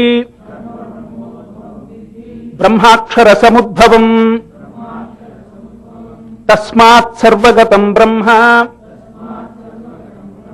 ನಿತ್ಯಂ ಯಜ್ಞೇ ಪ್ರತಿಷ್ಠಿತಂ ಏವಂ ಪ್ರವರ್ತಿತಂ ಚಕ್ರಂ ನಾನುವರ್ತಯತೀಹ ಯಃ ಅಘಾಯುರಿಂದ್ರಿಯಾರಾಮೋ ಮೋಘಂ ಪಾರ್ಥ ಸಜೀವತಿ. ಇಲ್ಲಿ ಯಜ್ಞದ ಕಲ್ಪನೆಯನ್ನ ಭಗವಂತ ನೀಡಿದ್ದಾನೆ. ಯಜ್ಞ ಅನ್ನೋದು ಪ್ರಾಚೀನ ಪರಂಪರೆಯಲ್ಲಿ ಬಹಳ ಮಹತ್ವಪೂರ್ಣವಾದ ಶಬ್ದ. ಸಂಕುಚಿತ ಅರ್ಥ ಯಜ್ಞ ಶಬ್ದಕ್ಕೆ 3 ಹಂತದಲ್ಲಿ ನಾವು ಯಜ್ಞವನ್ನು ತಿಳಿದುಕೊಳ್ಳಬಹುದು. ಯಜ್ಞದಲ್ಲಿ ಒಂದು ಉತ್ತಮ ದೇವತೆಯನ್ನ ಸ್ವೀಕಾರ ಮಾಡೋದು, ಶಕ್ತಿ, ಅತೀಂದ್ರಿಯ ಶಕ್ತಿ ಅಥವಾ ದೇವತೆಯನ್ನ ಒಪ್ಪಿಕೊಳ್ಳುವುದು. ಎರಡನೆಯದಾಗಿ ಪರಸ್ಪರರು ಸಹಕರಿಸಿ ಯಜ್ಞ ಕ್ರಿಯೆಯಲ್ಲಿ ಭಾಗವಹಿಸೋದು. ಮೂರನೆಯದಾಗಿ ಆ ಯಜ್ಞದಿಂದ ಬಂದಿರತಕ್ಕಂತಹ ಫಲವನ್ನ, ಪ್ರಸಾದವನ್ನ ಎಲ್ಲರೂ ಹಂಚಿಕೊಂಡು ಸ್ವೀಕಾರ ಮಾಡೋದು. ಇದು ಯಜ್ಞ ಶಬ್ದದ ಸಂಕುಚಿತ ಅರ್ಥ. ಕೃಷ್ಣ ಇದನ್ನಿಲ್ಲಿ ವಿಶಾಲ ಅರ್ಥದಲ್ಲಿ ಈ ಶಬ್ದವನ್ನು ಉಪಯೋಗ ಮಾಡಿದ್ದಾನೆ. ಅವನು ಹೇಳ್ತಾನೆ, ಕರ್ಮವನ್ನು ಮಾಡುವಾಗ ಇದು ಒಂದು ಯಜ್ಞ ಅಂತ ಇಟ್ಟುಕೊಂಡು ಮಾಡು. ಹಾಗೆ ಮಾಡೋದರಿಂದ ಕರ್ಮ ನಿನಗೆ ಬಂಧಕ ಆಗೋದಿಲ್ಲ. ಪುನಃ ಪುನಃ ಹುಟ್ಟು ಸಾವು ಈ ಜಂಜಾಟದಲ್ಲಿ ನಾವು ಬೀಳ್ತೀವಲ್ಲ, ಯಾತಕ್ಕೆ ಅಂದ್ರೆ ಕರ್ಮದಿಂದಾಗಿ. ಕರ್ಮಬಂಧಂ ಪ್ರಹಾಸ್ಯಸಿ, ನೀನು ಕರ್ಮ ಅನ್ನೋದು ನಿನಗೆ ಬಂಧಕ ಆಗಲಾರದ ಹಾಗೆ ಕರ್ಮವನ್ನು ಹೇಗೆ ಮಾಡಬೇಕು ಅನ್ನೋದನ್ನ ಇಲ್ಲಿ ತಿಳಿಸಿ, ಒಂದೇ ಶಬ್ದದಲ್ಲಿ ಅದನ್ನು ಹೇಳೋದಾದ್ರೆ ಯಜ್ಞ ಮಾಡಿದ ಹಾಗೆ ಕರ್ಮವನ್ನು ಮಾಡು, ಆವಾಗ ಅದು ನಿನಗೆ ಬಂಧಕ ಆಗೋದಿಲ್ಲ ಅಂತ ಹೇಳ್ತಾನೆ. ಅಂದ್ರೆ ಏನು ಯಜ್ಞ ಮಾಡಿದ ಹಾಗೆ ಕರ್ಮವನ್ನು ಮಾಡೋದು ಅಂದ್ರೆ ಏನು? ಸಹಯಜ್ಞ ಪ್ರಜಾ ಸೃಷ್ಟ್ವಾ ಪುರೋವಾಚ ಪ್ರಜಾಪತಿ ಅನೇನ ಪ್ರಸವಿಷ್ಯಧ್ವಂ ಏಷವೋಸ್ತ್ವಿಷ್ಟ ಕಾಮಧುಕ್. ಅನೇಕ ಶಬ್ದಗಳು ಇಲ್ಲಿ, ಪಾರಿಭಾಷಿಕ ಶಬ್ದಗಳು. ಸರಿಯಾಗಿ ಅವುಗಳನ್ನು ಆಯಾ ಸ್ಥಾನದಲ್ಲಿ ಇಟ್ಟುಕೊಳ್ಳದೆ ಇದ್ರೆ ಬರೀ ಗಜಿಬಿಜಿ ಆಗ್ಬಿಡುತ್ತೆ. ಅನ್ನದಿಂದ ಅನ್ನಾದ್ಭವಂತಿ ಭೂತಾನಿ ಪರ್ಜನ್ಯಾದ ಅನ್ನ ಸಂಭವ. ಅನ್ನದಿಂದ ಭೂತಗಳು ಅಂದ್ರೆ ಎಲ್ಲ ಜೀವಿಗಳು. ಅನ್ನ ಅಂದ್ರೆ ಬರೀ ಅನ್ನ ಅಲ್ಲ, ರೈಸ್ ಅಲ್ಲ. ಅನ್ನ ಅಂದ್ರೆ ಅತ್ತಿ ಇತಿ ಅನ್ನಂ, anything that we eat is ಅನ್ನ. ಅನ್ನದಿಂದ ಪರ್ಜನ್ಯ ಅಂದ್ರೆ ಮಳೆ, ಅದು ಅಲ್ಲ. ಅನ್ನದಿಂದ ಎಲ್ಲ ಪ್ರಾಣಿಗಳು. ಆ ಅನ್ನ ಪರ್ಜನ್ಯದಿಂದ, ಮಳೆಯಿಂದ, ಆ ಮಳೆ ಕರ್ಮದಿಂದ, ಆ ಕರ್ಮ ಬ್ರಹ್ಮನಿಂದ, ಆ ಬ್ರಹ್ಮ ಅಕ್ಷರದಿಂದ, ಅಕ್ಷರ ಅಂದ್ರೆ ವೇದ. ಆ ಅಕ್ಷರ ಅನ್ನೋದು ಸರ್ವವ್ಯಾಪಿ ಆದ್ದರಿಂದ ಯಜ್ಞದಲ್ಲೂ ಇದೆ. ಇದಿಷ್ಟು ಲಿಟ್ರಲ್ ಮೀನಿಂಗ್, ಶಬ್ದಶಃ ಅರ್ಥ. ಏನು ನಮಗೆ ಬೇಕಾದ ವಿಷಯ ತಿಳಿಲಿಲ್ಲ ಇದರಿಂದ. ಅದಕ್ಕೇನೆ ಮಧ್ವಾಚಾರ್ಯರು, ರಾಘವೇಂದ್ರ ಶ್ರೀಪಾದಗಳಂಥವ್ರ ಸಹಾಯ ಬೇಕಿಲ್ಲ. ಏನು ಈ ಶ್ಲೋಕದ ತಾತ್ಪರ್ಯ? ಬಹಳ ದೊಡ್ಡ ಒಂದು ಕಲ್ಪನೆಯನ್ನ ನಮ್ಮ ಮುಂದೆ ಇಡ್ತಾ ಇದ್ದಾರೆ. ಅವ್ರು ಹೇಳ್ತಾರೆ, ಯಜ್ಞ ಅಂದ್ರೆ ಮತ್ತೇನಲ್ಲ, ಯಜ್ಞ ಅಂದ್ರೆ ಪರಸ್ಪರಂ ಭಾವಯಂತಹ, ಸಹಕಾರ ಭಾವದಿಂದ ಕೆಲಸವನ್ನು ಮಾಡೋದು. ಮನುಷ್ಯ ಒಂಟಿಯಾಗಿ ಏನೂ ಮಾಡ್ಲಿಕ್ಕೆ ಸಾಧ್ಯ ಇಲ್ಲ. ಮತ್ತೊಬ್ಬರ ಮೇಲೆ ಅವಲಂಬಿತನಾಗಿಯೇನೆ ಅವನು ಈ ಜೀವನ ಯಾತ್ರೆಯನ್ನು ನಡೆಸಬೇಕು. ಇದು ಯಾವಾಗ ಸತ್ಯ ಅಂತಾದ ಮೇಲೆ ಆ ಯಾರನ್ನ ನಾವು ತಗೊಳ್ತೀವೋ ಕೆಲಸಕ್ಕೋಸ್ಕರ, ಅಥವಾ ಅವ್ರ ಜೊತೆ ಕೆಲಸ ಮಾಡೋದು ಅಂತ ತೀರ್ಮಾನ ಮಾಡ್ತೀವೋ, ಅವರ ಸಂತೋಷ, ಅವರ ಸಮಾಧಾನ, ಅವರಿಗೆ ಆ ಫಲ ಬಂದ ಮೇಲೆ ಅವ್ರಿಗೆ ಕೊಡೋದು, ಇದನ್ನೆಲ್ಲ ಗಮನದಲ್ಲಿಟ್ಕೊಳ್ಬೇಕು. ಯಜ್ಞ ಮಾಡುವಾಗ ಇದನ್ನು ಮಾಡ್ತಾರೆ. ಹಿಂದಿನ ಕಾಲದಲ್ಲಿ ರಾಜರು ಯಜ್ಞ ಮಾಡ್ತಿದ್ರು. ಯಜ್ಞ ಯಾವಾಗ ಮಾಡ್ತಿದ್ರು ಅಂದ್ರೆ ಬೊಕ್ಕಸ ತುಂಬಿತ್ತು ಅಂದ್ರೆ ಯಜ್ಞ ಅನೌನ್ಸ್ ಮಾಡ್ತಿದ್ದ ರಾಜ. ಯಾಕೆ ಅನೌನ್ಸ್ ಮಾಡ್ತಿದ್ದ? ಆ ಬೊಕ್ಕಸದೊಳಗಿರ್ತಕ್ಕಂಥ ಸಂಪತ್ತು ಎಲ್ಲ ಬಡವಗ್ಗರಿಗೆ, ಯಾರಿಗೆ ಆ ಸಂಪತ್ತಿನ ಅವಶ್ಯಕತೆ ಇದೆಯೋ ಅಂಥವರಿಗೆ, ಪಾಠಶಾಲೆಗಳನ್ನು ನಡೆಸ್ತಕ್ಕಂಥ ವಿದ್ವಾಂಸರಿಗೆ, ಬಡ ವಿದ್ಯಾರ್ಥಿಗಳಿಗೆ, ಅವರಿಗೆಲ್ಲ ಹಂಚಿಬಿಡೋದು. ಯಜ್ಞ ಅಂದ್ರೆ ದ್ರವ್ಯದ ವಿನಿಮಯ, ಅದೇ ಯಜ್ಞ. ಅದನ್ನು ಮಾಡುವಾಗ ಎಲ್ಲರೂ ಸಹಕಾರ ಭಾವದಿಂದ ಒಬ್ಬರಿಗೊಬ್ಬರು ಸಹಕರಿಸಿ ದುಡಿಯೋದು. ಅಂದ್ರೆ everybody gets involved, everybody does his part, everybody handles his role to the best of his capability. ಆಮೇಲೆ ಬಂದದ್ದನ್ನ ಕೊನೆಗೆ ಪ್ರಸಾದ ಅಂತ ದೇವರಿಗೆ ನೈವೇದ್ಯ ಮಾಡಿದ್ದನ್ನ ನಾವು ಹಂಚ್ಕೊಳ್ತೀವಲ್ಲ, ದಟ್ ಈಸ್ ಸಿಂಬಾಲಿಕ್. ಅದೇನನ್ನು ಹೇಳುತ್ತೆ ಅಂದ್ರೆ ಬಂದದ್ದನ್ನ ಹಂಚಿ ತಿನ್ನು. ಬರೀ ಇದಲ್ಲ, ಏನು ಕೆಲಸದ ನಂತರ ಬರುತ್ತೋ ಫಲ, ಅದು ಕೂಡ ಅದೇ ಕಲ್ಪನೆಯಿಂದಾಗೇನೆ ನಮ್ಮಲ್ಲಿ ವೈಶ್ವದೇವ, ಅತಿಥಿ ಸತ್ಕಾರ ಎಲ್ಲ, ಅದೆಲ್ಲ ಯಜ್ಞ. ಭೋಜನ ಒಂದು ಯಜ್ಞ. ಯಜ್ಞ ಮಾಡುವಾಗ ಈಗಲೂ ಹಳೆ ಜನ ನೀವು ಇಂಡಿಯಾದಲ್ಲಿ ನೋಡಿದ್ರೆ ಊಟ ಮಾಡೋಕ್ಕಿಂತ ಮೊದಲು ಹೊರಗೆ ಹೋಗಿ ನಿಂತ್ಕೊಂಡಿರ್ತಾರೆ. ಯಾವುದೋ ಒಂದು ದನ, ಕರು, ಒಂದು ಪ್ರಾಣಿ ಅದು ಬಂದ್ರೆ ಅದಕ್ಕೊಂಚೂರು ಹಾಕಿ, ಅಥವಾ ಯಾರ ಮನೆಗೆ ಬರೋರಿದ್ರೆ ಅವ್ರಿಗೊಂದು ಸ್ವಲ್ಪ ವೇಟ್ ಮಾಡಿ ಅವ್ರಿಗೆ ಊಟಕ್ಕೆ ಹಾಕಿ ಆಮೇಲೆ ಊಟ ಮಾಡೋದು ಪದ್ಧತಿ. ಯಜ್ಞ ಅದು. ಹಂಗೆ ಮಾಡಿದರೆ ಒಬ್ಬನೇ ತಿನ್ನಬಾರದು ಅಂತ ಹೇಳ್ತಾನೆ ಕೃಷ್ಣ. ಅಡಿಗೆ ಮಾಡುವಾಗ ಹೆಂಗಸರು ಆಗ್ಲಿ ಗಂಡಸರಾಗ್ಲಿ ಈ ದೇಶದಲ್ಲಿ ಇಬ್ರು ಮಾಡ್ತೀವಲ್ಲ, ಆದ್ರಿಂದ ಮಾಡುವಾಗ ಭುಂಜತೇತೆ ತ್ವಘಂ ಪಾಪಂ ಏ ಪಚ್ಯಂತ್ಯ ಆತ್ಮಕಾರಣ. ಯಾವನು ನನಗೆ ಅಂತ ಹೇಳಿ ಅಡಿಗೆ ಮಾಡ್ಕೋತಾನಲ್ಲ, ಅವನು ಅನ್ನ ತಿನ್ನಲ್ಲ, ಅವನು ಪಾಪ ತಿಂತಾನೆ ಅಂತ ಹೇಳ್ತಾನೆ ಕೃಷ್ಣ. ತನಗೆ ಅಂತ ಮಾಡ್ಕೊಳ್ಬಾರ್ದಂತೆ. ಆ ಮಾಡುವಾಗ ಎಲ್ರಿಗೂ, ಇದ್ರ ಜೊತೆಗೆ ಯಾರೋ ಇದ್ದಾರೆ ಅವ್ರಿಗೂ ಮಾಡ್ತೀನಿ ನಾನು. ಯಾರ್ಯಾರು ಇಲ್ಲ ಅಂದ್ರೆ ಇರುವೆ, ಗುಬ್ಬಿ, ಕಾಗಿ, ಇಲ್ಲಿ ಈ ದೇಶದಾಗ ಅವು ದುರ್ಮಿಳ, ಸಿಗುದೇ ಇಲ್ಲ. ಅನ್ನ ಚೆಲ್ಲುವಾಗ ಜೀವ ಮರಮರ ಅನ್ನತ್ತೆ. ನಾವು ಅದಕ್ಕೇನೆ ಒಂದು ವ್ಯವಸ್ಥೆ ಮಾಡಿದ್ದಾರೆ ಈ ಪರಿಸರಕ್ಕೆ ಅನುಕೂಲವಾಗುವ ಹಾಗೆ. ವಿಶ್ವಮಾಧು ಸಂಘದವರು, ಅಪ್ಪ ಇಲ್ಲಿ ಎಷ್ಟೋ ಒಂದು ನೀವು ಡೊನೇಷನ್ ಕೊಟ್ಬಿಟ್ರಲ್ಲ ಅನಾಥಾಶ್ರಮಕ್ಕೆ, ಯಾವ ಬಡ ಮಕ್ಕಳು ಅವು ಅದನ್ನ ಊಟ ಮಾಡ್ತಾವ. ದೊಡ್ಡ ಸಮಾಧಾನ ಇದು ನೀವು ಯೋಚನೆ ಮಾಡಿದ್ರೆ. ಕೈಯಿಂದ ಎತ್ತಿ ನಿಮಗೆ ಕಳಿಸ್ಲಿಕ್ಕೆ ಆಗುದಿಲ್ಲ. ಏನೋ ಒಂದು ಮೆಂಬರ್ಶಿಪ್ ಅಂತ ಕೊಡ್ತೀವಿ, ಅದರ ಕೆಲವು ಭಾಗ ಅನೇಕ ಒಳ್ಳೆ ಉದ್ದೇಶಗಳಿಗೆ ಹೋಗುತ್ತೆ. ಹಾಸ್ಪಿಟಲ್, ಅನಾಥಾಲಯ, ಗೋಶಾಲ, ಯಾವುದನ್ನ ನಾವು ಮಾಡಬೇಕು ಅಂತ ಅನ್ಕೋತಿರ್ತೀವಿ, ಮಾಡಿರುವುದಿಲ್ಲ, ಅವನ್ನೆಲ್ಲ ಅವ್ರು ಹುಡುಕಿ ಮಾಡ್ಲಿಕ್ಕತ್ತಾರ. ಆದ್ರಿಂದ ನಮಗೊಂದು ಸಮಾಧಾನ, ಕೊಟ್ಟಿರೋ ಹಣ ಎಷ್ಟೇ ಸ್ವಲ್ಪ ಆಗಿರಲಿ ಅದರೊಳಗಿಂದ ಸ್ವಲ್ಪ ಭಾಗ ಒಳ್ಳೊಳ್ಳೆ ಉದ್ದೇಶಕ್ಕೆ ಹೋಗ್ತಾ ಇದೆ ಅಂತ. ಅದು ಯಜ್ಞ. ನಮ್ಮ ಆಧುನಿಕ ರೀತಿ ಯಜ್ಞ ಅದು. ಈ ಪ್ರಾಚೀನ ಕಾಲದೊಳಗೆ ನೇರವಾಗಿ ಆ ಕೆಲಸವನ್ನು ಮಾಡ್ತಾ ಇದ್ರು. ಈಗ ನಾವು ದುಡ್ಡು ಕಳಿಸಿ ಯಾರದೋ ಮೂಲಕ ಆ ಕೆಲಸವನ್ನು ಮಾಡಿಸ್ತೀವಿ ಅಷ್ಟೇ. ಕೃಷ್ಣ ಹೇಳ್ತಾನೆ, ಸುತ್ತಮುತ್ತಲಿನ ಪರಿಸರದ ಪ್ರಜ್ಞೆ ನಿನ್ನಲ್ಲಿ ಜಾಗೃತವಾಗಿರಲಿ, ಬಹಳ ಮುಖ್ಯ ಅದು. ನಿನ್ನ ಜೊತೆಗೆ ಬಾಳ್ತಾ ಇರತಕ್ಕಂಥ ಜೀವಿಗಳ ಯೋಗಕ್ಷೇಮಂ ವಹಾಮ್ಯಹಂ ಅಂತ LIC ಅವರು ಇಂಡಿಯಾದೊಳಗೆ ಹಾಕೊಂಡಿರ್ತಾರೆ. ಎಲ್ಲೆಲ್ಲಿ ಉಪಯೋಗ ಆಗಬಾರ್ದು ಎಲ್ಲೆಲ್ಲ ಉಪಯೋಗ ಆಗ್ಯಾವ ಅವರು. ಆದ್ರಿಂದ ಯೋಗಕ್ಷೇಮವನ್ನ ಮನಸ್ಸಿನಲ್ಲಿ ಇಟ್ಟುಕೊಂಡು ಬದುಕು. ಬರೀ ನೀನೊಬ್ಬನದ್ದಲ್ಲ, ಸುತ್ತಮುತ್ತಲು ಬದುಕಿರೋರದನ್ನು ಕೂಡ. ಯಾಕೆ ಅಂದ್ರೆ ಬಹಳ ಒಂದು ಸುಂದರವಾದ ದೃಷ್ಟಾಂತ ಟಿಪ್ಪಣಿಕಾರರು ಕೊಡ್ತಿದ್ದಾರೆ. ಈಗ ಈ ಜಗತ್ತು ಅನ್ನೋದು ಒಂದು ಯಂತ್ರ, ಇದು ದೊಡ್ಡ ಯಂತ್ರ. ಒಂದು ಯಂತ್ರಕ್ಕೆ ಹೋಲಿಸಿ ಇದನ್ನ, ಪ್ರಪಂಚ ಯಂತ್ರ. ಪ್ರಪಂಚ ಯಂತ್ರದಲ್ಲಿ 4 ಭಾಗಗಳಿದೆ. ಯಂತ್ರದ ಭಾಗಗಳಿರ್ತಾವಲ್ಲ, 4 ಭಾಗಗಳಿದೆ. ದೇವತೆಗಳು, ಮನುಷ್ಯರು, ಪ್ರಾಣಿಗಳು ಮತ್ತು ಜಡ ಪದಾರ್ಥಗಳು. ಹಿಂಗೆ 4 ಭಾಗಗಳಿದೆ. ಯಂತ್ರ ಸರಿಯಾಗಿ ಕೆಲಸ ಮಾಡಬೇಕಾದ್ರೆ ಎಲ್ಲ ಬಿಡಿ ಭಾಗಗಳು ಸರಿಯಾಗಿ ಕೆಲಸ ಮಾಡಬೇಕು. ಆವಾಗ ಆ ಪೂರ್ಣ ಯಂತ್ರ ಸರಿಯಾಗಿ ಕೆಲಸ ಮಾಡ್ತದೆ. ಕಾರ್ ತಗೊಂಡು ಹೋಗ್ತಿರ್ತೀವಿ, ಯಾವುದೋ ಕಂಬಕ್ಕೆ ಹೋಗಿ ಹೊಡೆಸ್ಬಿಟ್ಟ ಅಂದ್ರೆ ಯಾವುದೋ ಒಂದು ಸ್ಕ್ರೂ ಉಚ್ಕೊಂಡು ಬೀಳ್ತದೆ.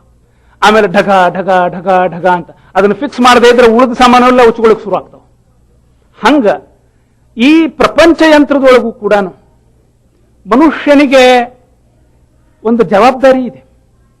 ಪ್ರಕೃತಿಯ ಕಡೆಗೆ ಸುತ್ತಮುತ್ತಲಿನ ಪ್ರಕೃತಿಯನ್ನು ಕೊಳ್ಳೆ ಹೊಡೆದು ಆ ಎಲ್ಲ ಕೊಳಚೆಯನ್ನೆಲ್ಲ ನೀರಿನೊಳಗೆ ಹಾಕಿ ಕಾರ್ನೊಳಗೆಲ್ಲ ಬುಸ್ ಅಂತ ಹೋಗಿ ಎಬ್ಬಿಸಿ ಮೇಲೆ ಒಂದು ದಟ್ಟವಾದ ಕಾರ್ಬನ್ ಡೈಆಕ್ಸೈಡ್ ಒಂದು ಲೇಯರು ಅಲ್ಲಿ ಮೇಲೆ ಆಕಾಶದ ನಿಂದ್ರು ಹಂಗೆ ಮಾಡಿ ಎಲ್ಲ ಮಾಡಬಾರದನ್ನೆಲ್ಲ ಮಾಡಿದ್ರೆ ಪ್ರಕೃತಿಯನ್ನು ನಾವು ರಕ್ಷಿಸಿದ್ರೆ ಪ್ರಕೃತಿ ನಮ್ಮನ್ನು ರಕ್ಷಿಸ್ತದೆ.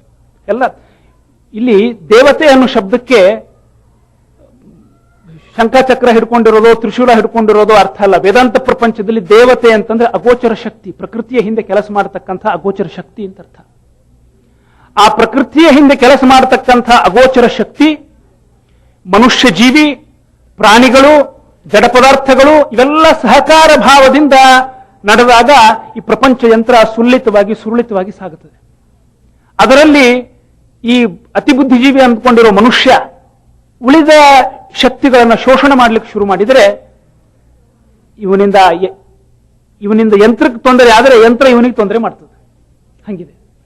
ಯಂತ್ರವನ್ನು ಇವನು ಚೆನ್ನಾಗಿ ನೋಡಿಕೊಂಡ್ರೆ, ನಮ್ಮ ಕಾರನ್ನು ಚೆನ್ನಾಗಿ ಇಟ್ಕೊಂಡ್ರೆ ನಮ್ಮನ್ನು ಒಂದು ಜಾಗದಿಂದ ಇನ್ನೊಂದು ಜಾಗಕ್ಕೆ ಅದು ಕರ್ಕೊಂಡು ಹೋಗುತ್ತೆ, ಹಿತವಾಗಿರುತ್ತೆ. ಅದಕ್ಕೇನು ಆಯಿಲ್ ಚೇಂಜ್ ಮಾಡಬೇಕು, ಏನೇನು ಮಾಡಬೇಕು ಅದನ್ನು ಕಾಲಕ್ಕೆ ಮಾಡದೇ ಇದ್ರೆ ಅದು ನಮಗೆ ತ್ರಾಸ ಕೊಡ್ತದೆ. ಹಂಗೆ ಇದೆ ಪರಿಸ್ಥಿತಿ. ಎಲ್ಲ ಪರಸ್ಪರ ಸಹಕಾರ ಭಾವದಿಂದ ಇವು ನಾಲ್ಕು ಕೆಲಸ ಮಾಡಬೇಕು. ಸುತ್ತಮುತ್ತಲ ಪರಿಸರವನ್ನು ನಾವು ಹಾಳು ಮಾಡಿದ್ರೆ ಆ ಪರಿಸರದೊಳಗೆ ನಮಗೆ ಶುದ್ಧ ಹವಾ ಇರೋದಿಲ್ಲ, ಪ್ರಕೃತಿ ಮುನಿತದೆ ಅಂತ ಹೇಳ್ತಾರೆ. ಈಗ ನಿಮ್ಮಲ್ಲಿ ಲಾಜಿಷಿಯನ್ಸ್ ಇದ್ದೀರಿ, ಒಳ್ಳೆ ಥಿಂಕರ್ಸ್ ಇದ್ದೀರಿ, ಆದ್ರಿಂದ ಈ ವಿಷಯದಲ್ಲಿ ನಾನು ತೀರ್ಮಾನ ಹೇಳೋದಿಲ್ಲ, ಆದರೆ ಇದ್ರ ಬಗ್ಗೆ ನಿಮ್ಮ ಗಮನವನ್ನು ನಾನು ಸೆಳೀತಾ ಇದ್ದೇನೆ. ಒಂದು ವಿಷಯ ಇಲ್ಲಿ ಹೇಳಿದ್ದಾರೆ. ಅವ್ರು ಹೇಳ್ತಾರೆ, ಸತ್ವರಜಸ್ತಮೋ ಗುಣಗಳು ಅಂತಿದೆಯಲ್ಲ, ಅದು ಬರೀ ಮನುಷ್ಯನಿಗಿಲ್ಲ, ಜಡ ಪ್ರಕೃತಿಗೂ ಇದೆ ಅಂತ ಹೇಳ್ತಾರೆ. ಸತ್ವರಜಸ್ತಮೋ ಗುಣಗಳಿಂದಾಗಿ ನಾವು ಕೆಲವು ಸಲ ಉದ್ರಿಕ್ತರಾಗ್ತೇವೆ, ಕೆಲವು ಸಲ ಶಾಂತರಾಗಿರ್ತೇವೆ, ಹಂಗೂ ಹಿಂಗೂ ನಡೆದಿರ್ತದೆ. ಅದೇ ತರಹದ ಸ್ವಭಾವ ಜಡ ಪದಾರ್ಥಗಳಿಗೂ ಇದೆ. ಪ್ರಶ್ನೆಗೂ ಉತ್ತರಕ್ಕೂ ಇರೋ ಸಂಬಂಧ ಅಂತ ಹೇಳ್ತಾರೆ. ಪ್ರಶ್ನೆ ಕೇಳಿದಾಗ ನಿಮ್ಗೆ ಉತ್ತರ ಸಿಗುತ್ತೆ, ಉತ್ತರದ ಮೇಲೆ ಪ್ರಶ್ನೆ ಹುಟ್ಟುತ್ತೆ, ಹೊತ್ತಾನೆ ಒಂದನ್ನೊಂದು ಕೆರಳಿಸ್ತವೆ ಅವು. They respond to each other. ಹಾಗೆ ಮನುಷ್ಯನ ಕ್ರಿಯೆ ಅದಕ್ಕೆ ಪ್ರಕೃತಿ ಸಂವಾದಿಯಾಗಿ ಕೆಲಸ ಮಾಡ್ತದಂತೆ. ಅದರಿಂದ ಮನುಷ್ಯ ಅದಕ್ಕೆ ಹೋಗೊಡ್ಬೇಕಾ, ಅದಕ್ಕೆ ಒಬ್ಬರಿಗೊಬ್ಬರು ಸಂವಾದಿಯಾಗಿ ಕೆಲಸ ಮಾಡ್ತಾ ಹೋಗ್ತಾರೆ. ಇನ್ ಅದರ್ ವರ್ಡ್ಸ್, ಈ ಪ್ರಪಂಚದಲ್ಲಿ ಅನಾಹುತಗಳು ನಡೀತಾ ಇದೆಯಲ್ಲ, ಪ್ರಕೃತಿ ವಿಕೋಪಗಳು, ಅದಕ್ಕೂ ಈ ಮನುಷ್ಯ ಮಾಡ್ತಿರೋ ಕೆಲಸಗಳಿಗೂ ಸಂಬಂಧ ಇದೆ ಅಂತ ಹೇಳ್ತಾರೆ ನಮ್ಮ ಶಾಸ್ತ್ರಕಾರರು. ಅದು ಎಷ್ಟರ ಮಟ್ಟಿಗೆ ಅದನ್ನು ಒಪ್ಪಬೇಕು ಬಿಡಬೇಕು ಅನ್ನೋದು ನಿಮಗೆ ಬಿಟ್ಟದ್ದು. ನಾನೊಂದು ಪ್ರಶ್ನೆ ಕೇಳಲಿಕ್ಕೆ ಇಚ್ಛಿಸ್ತೀನಿ ಇದ್ರ ಮೇಲೆ.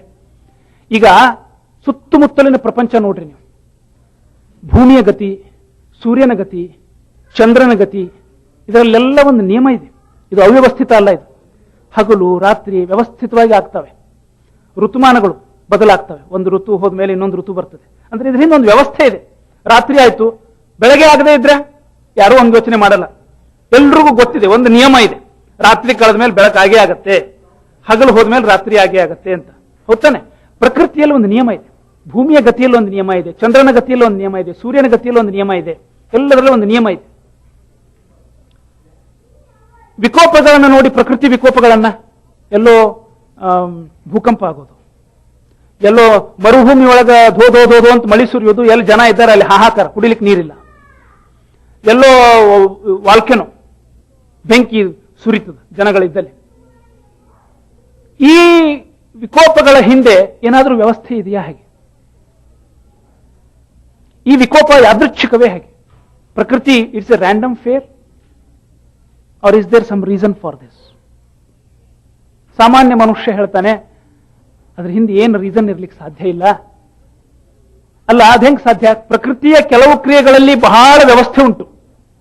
ಋತುಮಾನ ಬದಲಾಗೋದು, ಹಗಲು ರಾತ್ರಿಗಳಾಗೋದು, ಇದರಲ್ಲೆಲ್ಲ ಒಂದು ವ್ಯವಸ್ಥೆ ಉಂಟು. ಪ್ರಕೃತಿಯ ಇನ್ನಿತರ ಕ್ರಿಯೆಗಳಲ್ಲಿ ಅದು ರ್ಯಾಂಡಮ್ ಆಗೋಕೆ ಸಾಧ್ಯನಾ? ಅಲ್ಲೇನು ವ್ಯವಸ್ಥೆಯೇ ಇಲ್ದಿರ್ಲಿಕ್ಕೆ ಸಾಧ್ಯನಾ? ಹಂಗಾರೆ ಅಲ್ಲೂ ಏನೋ ವ್ಯವಸ್ಥೆ ಇರಬೇಕು. ಆ ವ್ಯವಸ್ಥೆ ಯಾಕೆ ಈ ಪ್ರಕೃತಿ ವಿಕೋಪಗಳಾಗುತ್ತವೆ ಅಂದ್ರೆ, ಮನುಷ್ಯನ ಸ್ವಾರ್ಥ, ಪ್ರಕೃತಿಯನ್ನು ದುರುಪಯೋಗಪಡಿಸಿಕೊಳ್ತಕ್ಕಂಥ ಪ್ರವೃತ್ತಿ, ಇದರಿಂದ ಪ್ರಕೃತಿ ಮುನಿದುಕೊಂಡಿದೆ. ಪ್ರಕೃತಿಯ ವಿಕೋಪಕ್ಕೆ ಅದು ಕಾರಣ ಅಂತ ನಮ್ಮ ಶಾಸ್ತ್ರಜ್ಞರು ಹೇಳ್ತಾರೆ. ಇದು ಬಿಟ್ರೆ ಬೇರೆ ಏನು ಕಾರಣ ಇರ್ಲಿಕ್ಕೆ ಸಾಧ್ಯ? ನೀವು ಹೇಳಿ. ನನಗೂ ಕೂಡಲೇ ಒಪ್ಕೊಳ್ಳಿಕ್ಕೆ ಆಗ್ಲಿಲ್ಲ. ಏನ್ರಿ ಅದಕ್ಕೂ ಏನು ಸಂಬಂಧ ಇರಬಹುದು? ಇರ್ಲಿಕ್ಕಿಲ್ಲ ಅಂತ ಅನಿಸ್ತು. ಆದ್ರೆ ಇದಲ್ಲ ಅಂತ ಆದ್ರೆ ಬೇರೆ ಏನು ಇರ್ಲಿಕ್ಕೆ ಸಾಧ್ಯ? ಇದು ಒಂದು ವಿಚಾರ. ಇನ್ನೊಂದು ವಿಚಾರ, ಹೀಗೆ ಸಂಬಂಧ ಇದೆ ಅಂತ ಇಟ್ಟುಕೊಂಡ್ರೆ ಮನುಷ್ಯ ಸ್ವಲ್ಪ ಅವನು ಅಂಬುಲಾಗ್ತಾನೆ. ನಾನು ವಿಶೃಂಖಲವಾಗಿ ವರ್ತಿಸಲಾರೆ, ನಾನು ಹುಚ್ಚದ್ದು ಹರಿದು ಈ ಪ್ರಕೃತಿಯನ್ನು ನಾನು ದುರುಪಯೋಗ ಪಡಿಸಿಕೊಂಡ್ರೆ ಅದರ ದುಷ್ಪರಿಣಾಮ ನನ್ನ ಮೇಲೆ ಆಗ್ತದೆ ಅನ್ನೋ ಪ್ರಜ್ಞೆ ಅವನಲ್ಲಿ ಹುಟ್ಟಿದರೆ ಅವನು ತನ್ನ ಕರ್ತವ್ಯವನ್ನು ಸರಿಯಾಗಿ ನಿರ್ವಹಿಸಲಿಕ್ಕೆ ಸಾಧ್ಯ ಅನ್ನೋ ಒಂದು ಆಶಯವೂ ಇದರಲ್ಲಿದೆ. ಹೀಗೆ ಇಡೀ ಪ್ರಪಂಚವನ್ನ ಒಂದು ಯಜ್ಞ ಅಂತ ಹೇಳಿ ಆ ಪ್ರಪಂಚಕ್ಕೂ ಅಲ್ಲಿರ್ತಕ್ಕಂಥ ಜೀವಿಗಳಿಗೂ ಒಂದು ಸಂಬಂಧ ಇದೆ. ಒಬ್ಬರಿಗೊಬ್ಬರು ಸಹಕಾರ ಭಾವದಿಂದ ಅವರವರ ಕರ್ತವ್ಯಗಳನ್ನು ನಿರ್ವಹಿಸಬೇಕು ಅನ್ನತಕ್ಕಂಥ ಸಂದೇಶವನ್ನ ಇಲ್ಲಿ ಕೊಟ್ಟಿದ್ದಾರೆ. ಎಲ್ಲಿ ಮನುಷ್ಯ ಇದನ್ನು ಮರಿತಾನೋ ಅಲ್ಲಿ ತೊಂದರೆಗೀಡಾಗ್ತಾನೆ ಅಂತ ಶಾಸ್ತ್ರಕಾರರು ಹೇಳ್ತಾ ಇದ್ದಾರೆ. ಆ ಸಂದೇಶದೊಡನೆ ಈ ಶ್ಲೋಕವನ್ನ ಮುಕ್ತಾಯಗೊಳಿಸ್ತಾ ಇದ್ದೇನೆ. ಮುಂದಿನ ಶ್ಲೋಕ ಒಂದು ಮಾಡಿ ಅಲ್ಲಿಗೆ ಉಪನ್ಯಾಸವನ್ನ ನಾನು ಕನ್ಕ್ಲೂಡ್ ಮಾಡ್ತೇನೆ. Kids are getting impatient looks like. ಕರ್ಮಣೈವ ಹಿ ಸಂಸಿದ್ಧಿಂ ಆಸ್ಥಿತ ಜನಕಾದಯಃ ಲೋಕಸಂಗ್ರಹಮೇವಾಪಿ ಸಂಪಶ್ಯನ್ ಕರ್ತುಮರ್ಹಸಿ. ಗೀತೆಯನ್ನ ಒಂದೊಂದು ಸಿಟ್ಟಿಂಗ್ ನಲ್ಲಿ ಒಂದೊಂದು ಅಧ್ಯಾಯ ಮಾಡ್ತೀನಿ ಅಂದುಕೊಂಡೆ ನಾನು. 3ನೇ ಅಧ್ಯಾಯ ಹೋದ ಸಲ ಮಾಡಿದವನು ಈ ಸಲ 3-4 ಮುಗಿಸಬೇಕು ಅಂತ ಅವ್ರ ಪಾಪ 4ನೇ ಅಧ್ಯಾಯ ಪಾರಾಯಣ ಮಾಡಿಸಿದ್ರು, ಎಲ್ಲ ಮಾಡಿದ್ದಾಯ್ತು. ನಾವು 3ನೇ ಅಧ್ಯಾಯದೊಳಗೆ 2 ಶ್ಲೋಕ ಮುಂದೆ ಹೋದೋ 4 ಶ್ಲೋಕ ಹೋದೋ ಎಷ್ಟೋ ಹೋದು. ಬಹಳ ಕಷ್ಟ, ಎಷ್ಟು ರಸಘಟ್ಟಗಳು ಅಂದ್ರೆ ಇದನ್ನು ಬಿಟ್ಬಿಟ್ಟು ನಾನು ಹೋಗ್ಬಿಟ್ರೆ ಅನ್ಯಾಯ ಆದೀತು, ಇದನ್ನು ಹೇಳಬೇಕು, ಇದು ಬಹಳ ಒಳ್ಳೆಯ ವಿಷಯ ಅಂತ ನನ್ನನ್ನು ಹಿಡಿದದು ಕೂಡಿಸ್ತಾ ಇದೆ. ಹೀಗಾಗಿ 3ನೇ ಅಧ್ಯಾಯ ಈ ಸಿಟ್ಟಿಂಗ್ ನಲ್ಲೂ ಮುಗಿಸ್ಲಿಕ್ಕೆ ಆಗಲಿಲ್ಲ. 20ನೇ ಶ್ಲೋಕ ನೋಡೋಣ, ಯಾವಾಗ ಮುಗಿಸೋಣ, ಏನು ಅವಸರ ಇಲ್ಲ. ಕರ್ಮಣೈವ ಹಿ ಸಂಸಿದ್ಧಿಂ ಆಸ್ಥಿತ ಜನಕಾದಯ ಲೋಕ ಸಂಗ್ರಹಮೇವಾಪಿ ಸಂಪಶ್ಯನ್ ಕರ್ತುಮರ್ಹಸಿ. ಅರ್ಜುನ, ಕರ್ಮದಿಂದ ಸಿದ್ಧಿಯನ್ನು ಪಡೆದಿರತಕ್ಕಂಥ ಮಹಾನುಭಾವರಿದ್ದಾರೆ. ಜನಕನ ದೃಷ್ಟಾಂತವನ್ನು ಕೊಡ್ತಾನೆ. ಜನಕ ರಾಜರ್ಷಿಯವನು. ಋಷಿಗೂ ರಾಜರ್ಷಿಗೂ ಅಂತರ ಇದೆ. ಋಷಿ ಬರೀ ಕುತ್ಕೊಂಡು ಅವನು ತಪಸ್ ಮಾಡೋದು ಮೆಡಿಟೇಷನ್ ಮಾಡೋದು ಮಾಡಿದ್ರೆ ಸಾಕು. ರಾಜರ್ಷಿ ರಣರಂಗದೊಳಗೆ ಹೋಗಿ ಯುದ್ಧನೂ ಮಾಡಬೇಕು, ಮನೆಗೆ ಬಂದು ಕೂತ್ಕೊಂಡು ಧ್ಯಾನನೂ ಮಾಡಬೇಕು. ಅವನು ಎಷ್ಟು ವಿರುದ್ಧ ಕ್ರಿಯೆಗಳನ್ನ ಸಮಚಿತ್ತದಿಂದ ನಿರ್ವಹಿಸಬೇಕು. ಆಗಿನ ಕಾಲದಲ್ಲಿ ಜನಕ ಎಷ್ಟು ಚೆನ್ನಾಗಿ ಇದನ್ನು ಸಾಧಿಸಿದ್ದ ಅಂದ್ರೆ, ಅರಣ್ಯದಲ್ಲಿ ಆಶ್ರಮಕ್ಕೆ ವಿದ್ಯೆಯನ್ನು ಕಲೀಲಿಕ್ಕೆ ಹುಡುಗರು ಬಂದ್ರೆ ಕೆಲವರನ್ನ ಅವರು ಋಷಿಗಳು ಹೇಳಿ ಜನಕನ ಅಂತಃಪುರಕ್ಕೆ ಕಳಿಸ್ತಿದ್ರಂತ, ಅಲ್ಲಿ ಹೋಗು ಅಂತ ಹೇಳಿ. ಯಾಕಂದ್ರೆ ನಾವು ಹೇಳೋದು ಬರೀ ಥೇರಿ ಆಗ್ತದೆ, ಇದನ್ನ ಪ್ರಾಕ್ಟಿಕಲ್ ಸ್ವಲ್ಪ ಪ್ರಾಕ್ಟೀಸ್ ಆಗಿಟ್ಟ ಒಬ್ಬ ಇದ್ದಾನೆ, ಅವನ ಹತ್ರ ಹೋಗು ಅಂತ ಕಳಿಸ್ತಿದ್ರಂತ. ಜನಕ ರಾಜಾಧಿರಾಜ ಆದರೂ ಕೂಡ ಸಮಚಿತ್ತದಿಂದ ಅವನು ತನ್ನ ಕರ್ತವ್ಯಗಳನ್ನು ನಿರ್ವಹಿಸ್ತಾ ಇದ್ದ. ಅವನಂತೆ ನೀನಾಗು ಅಂತ ಕೃಷ್ಣ ಅರ್ಜುನನಿಗೆ ಜನಕನ ದೃಷ್ಟಾಂತವನ್ನು ಕೊಡ್ತಾ ಇದ್ದಾನೆ. ಜನಕ ಹೇಗೆ ರಾಜರ್ಷಿಯಾಗಿ ಸಮಚಿತ್ತದಿಂದ ರಾಜ್ಯದ ಕರ್ತವ್ಯವನ್ನು ಧಾರ್ಮಿಕ ಕರ್ತವ್ಯವನ್ನು ಎರಡನ್ನೂ ನಿರ್ವಹಿಸಿದನೋ, ಹಾಗೆ ನೀನು ಕೂಡ ಲೋಕ ಸಂಗ್ರಹಮೇವಾಪಿ ಸಂಪಶ್ಯನ್ ಕರ್ತುಮರ್ಹಸಿ. ನನಗೆ ರಾಜ್ಯ ಬೇಡ ಅಂತ ಹೇಳಿಬಿಟ್ಟಿದ್ದೀನಲ್ಲ, ಮತ್ತೆ ಮತ್ತೆ ರಾಜ ಆಗುವಂತಿ ಅಂತ ಪ್ರಶ್ನೆ ಮಾಡಿದ್ರೆ ಅದಕ್ಕೆ ಹೇಳ್ತಾನೆ ಲೋಕ ಸಂಗ್ರಹಮೇವಾಪಿ. ಈ ಲೋಕ ಸಂಗ್ರಹ ಅನ್ನೋ ಶಬ್ದ ಇದೆಯಲ್ಲ, ಬಹಳ ಮಹತ್ವದ ಶಬ್ದ. ಅವನು ಹೇಳ್ತಾನೆ, ನಿನಗೆ ರಾಜ್ಯ ಬೇಕಾದ್ರೆ ಬಿಡು, you have a right to say I don't want to sit on the throne, accepted. Other, but you do not have a right to say, I will not get engaged in the warfare because I don't want the kingdom. ಇಲ್ಲ, ಯುದ್ಧ ಮಾಡೋದಿದೆಯಲ್ಲ, that's A must. ರಾಜ್ಯ ಆಡೋದು ಬೇಕಾದ್ರೆ ಆಡೋ, ಬೇಡಾದ್ರೆ ಬಿಡು, ಏನ್ ಮತ್ತೆ ಬೇರೆಯವ್ರನ್ನ ತಂದು ಕೂಡಿಸ್ತೀನಿ. ಮನೆಯೊಳಗ ಹೆಂಗಸರು ಮುನಿದ್ರೆ ನಾವು ಕೆಲವು ಸಲ ಈ ಮಾತು ಹೇಳ್ತೀವಿ, ನನಗೆ ಹಸಿವೆ ಆಗಿಲ್ಲ ಇವತ್ತು, ಅದಕ್ಕೆ ನಾನು ಅಡಿಗೆ ಮಾಡೋದಿಲ್ಲ. ನಿನಗೆ ಹಸಿವೆ ಆಗಿಲ್ಲ, ಊಟ ಮಾಡೋದು ಬಿಡು, ಅಡಿಗೆ ಮಾಡೋದಿಲ್ಲ ಅದಕ್ಕೆ ಅಂದ್ರೆ ಅಲ್ಲ ಸ್ವಲ್ಪ ತ್ರಾಸದ ನಮಗೆ. ಹಂಗಿದ್ದು you have been trained to protect people. ಕ್ಷತ್ರಿಯಾಗಿ ನೀನು ಕರ್ತವ್ಯ ಅದು, ಇಡೀ ಜೀವನ ಅದಕ್ಕೆ ಹಾಕಿದೆ. ಸಮಾಜಕ್ಕೆ ನೀನು ಋಣಿ. ನೀನು ಇಲ್ಲೇ ನಿಜವಾದ ಹೋರಾಟದ ಸಂದರ್ಭ ಬಂದಾಗ ನಾನು ಹೋಗಿ ಮೂಗು ಹಿಡ್ಕೊಂಡು ಸಂಧ್ಯಾವಂದನ ಮಾಡ್ಕೋತ ಕೂಡ್ತೀನಿ ಅಂದ್ರೆ ಹ್ಞೂ. ಆದ್ದರಿಂದ ಲೋಕ ಸಂಗ್ರಹಮೇವಾಪಿ, ನೀನು ಜನಗಳಿಗೆ ಉಪಕಾರ ಅಂತ ಇದನ್ನು ಮಾಡು, ಅದನ್ನು ದೃಷ್ಟಿಯಲ್ಲಿ ಇಟ್ಕೊಂಡು ಮಾಡು. ನೋಡಿ, ಪದೇ ಪದೇ ನಮ್ಮಲ್ಲಿ ಬುದ್ಧಿಜೀವಿಗಳು ನಮ್ಮನ್ನ ಟೀಕಿಸ್ತಾರೆ. ಏನು ಅಂದ್ರೆ, ಪರದೇಶದವರು ನಮ್ಮ ದೇಶದ ಮೇಲೆ ಆಕ್ರಮಣ ಮಾಡಿದಾಗ ನಮ್ಮ ವಿದ್ವಾಂಸರು ಅದ್ವೈತ ದೊಡ್ಡದೋ ದ್ವೈತ ದೊಡ್ಡದೋ, ಬ್ರಹ್ಮ ಸಗುಣನೋ ನಿರ್ಗುಣನೋ, ಈ ಪ್ರಪಂಚ ಸತ್ಯನೋ ಮಿಥ್ಯಾನೋ ಅನ್ನುವಂಥ ಒಣ ಚರ್ಚೆಗಳನ್ನು ಇಟ್ಟುಕೊಂಡು ಒಬ್ಬರನ್ನೊಬ್ರು ಜಗಳಾಡ್ತಾ ಕೂತ್ಕೊಂಡ್ರು. ಬೇರೆಯವ್ರು ಬಂದು ನಮ್ಮನ್ನು ಆಳಿಬಿಟ್ರು ದಾಳಿ ಮಾಡಿ. ನಾವು ಅವ್ರ ಜೊತೆ ಹೋರಾಟ ಮಾಡಬೇಕು ಅನ್ನೋದನ್ನ ಯೋಚನೆ ಮಾಡಲೇ ಇಲ್ಲ. ಒಣ ವೇದಾಂತದ ಚರ್ಚೆಯಲ್ಲಿ ಕಾಲ ಕಳೆದು ಬಿಟ್ವಿ. ಯಾಕೆಂದ್ರೆ ನಮಗೆ ದೇಶದ ಪ್ರಜ್ಞೆನೇ ಇಲ್ಲ. ನಾನು ಒಬ್ಬನೇ ಮೋಕ್ಷಕ್ಕೆ ಹೆಂಗೆ ಹೋಗ್ಲಿ, ಇದ್ರ ವಿಚಾರಣೆ ಹೊರತು ನಿಮ್ಮ ವೇದಾಂತದೊಳಗ ನಿಮ್ಮ ಭಾರತ ದೇಶಕ್ಕೆ ನೀವೇನ್ ಮಾಡಿರಿ, ನಿಮ್ಮ ಜನಗಳಿಗೆ ನೀವೇನ್ ಮಾಡಿರಿ, ಮಾಡಬೇಕು ಅಂತ ನಿಮ್ಮ ಶಾಸ್ತ್ರದೊಳಗೆ ಎಲ್ಲರೂ ಹೇಳ್ಯಾರ ಹೆಂಗ ಅಂತ ಬುದ್ಧಿಜೀವಿಗಳು ಪದೇ ಪದೇ ಅಟ್ಯಾಕ್ ಮಾಡೋದುಂಟು. ನಾನು ಅವ್ರಿಗೆ ಒಂದೇ ಮಾತು ಹೇಳ್ತೀನಿ, ಅಪ್ಪ ನೀನು ಭಗವದ್ಗೀತಾದ 3ನೇ ಅಧ್ಯಾಯ ಓದು ಸಾಕು. ಒತ್ತಿ ಒತ್ತಿ ಪದೇ ಪದೇ ಕೃಷ್ಣ ಹೇಳ್ತಾನೆ, ಜ್ಞಾನಿ ಮನುಷ್ಯ ಆದರೂ ಕೂಡ ಅವನಿಗೆ ಕರ್ಮದಿಂದ ಬಿಡುಗಡೆ ಇಲ್ಲ. ಲೋಕ ಸಂಗ್ರಹಮೇವಾಪಿ ಸಂಪಶ್ಯನ್ ಕರ್ತುಮರ್ಹಸಿ. ನಿನಗೆ ಕರ್ಮ ಬೇಡದಲ್ಲೋ, ನಿನಗೇನು ಲೌಕಿಕ ಪ್ರಯೋಜನಗಳು ಬೇಡ ಆದಲ್ಲೋ, ಜನಗಳಿಗೋಸ್ಕರ ಕೆಲಸ ಮಾಡು. ಮಂತ್ರಾಲಯದ ಪ್ರಭುಗಳು ದೊಡ್ಡ ದೃಷ್ಟಾಂತ. ಅವರು ಮೋಕ್ಷಕ್ಕೆ ಭಗವಂತ ಬಂದು ಕರೆದ್ರ ನಾಹಂ ವಿಮುಕ್ಷೆ ಏಕಃ ಅಂತ ಹೇಳಿದ್ರಂತ. ನಾನು ಒಬ್ಬನೇ ಮೋಕ್ಷಕ್ಕೆ ಹೋಗಲ್ಲ, ಏತಾನ್ ವಿಹಾಯ ಕೃಪಣಾನ್. ಇವ್ರನ್ನೆಲ್ಲ ಬಿಟ್ಟು ನಾ ಬರುದಿಲ್ಲ, ಇವರೆಲ್ಲ ಕೂತ್ಕೊಂಡಾರ ಅತ್ಲಾಗಿತ್ಲಾಗ ಅಡ್ಡಾಡ್ಕೋತ, ಅವ್ರನ್ನ ಸ್ವಲ್ಪ ಸರಿಯಾದ ಮಾರ್ಗಕ್ಕೆ ಹಚ್ಚಿ ಆಮೇಲೆ ಬರ್ತೀನಿ. ಅದು ಜ್ಞಾನಿ ಮನುಷ್ಯನ ಕರ್ತವ್ಯ.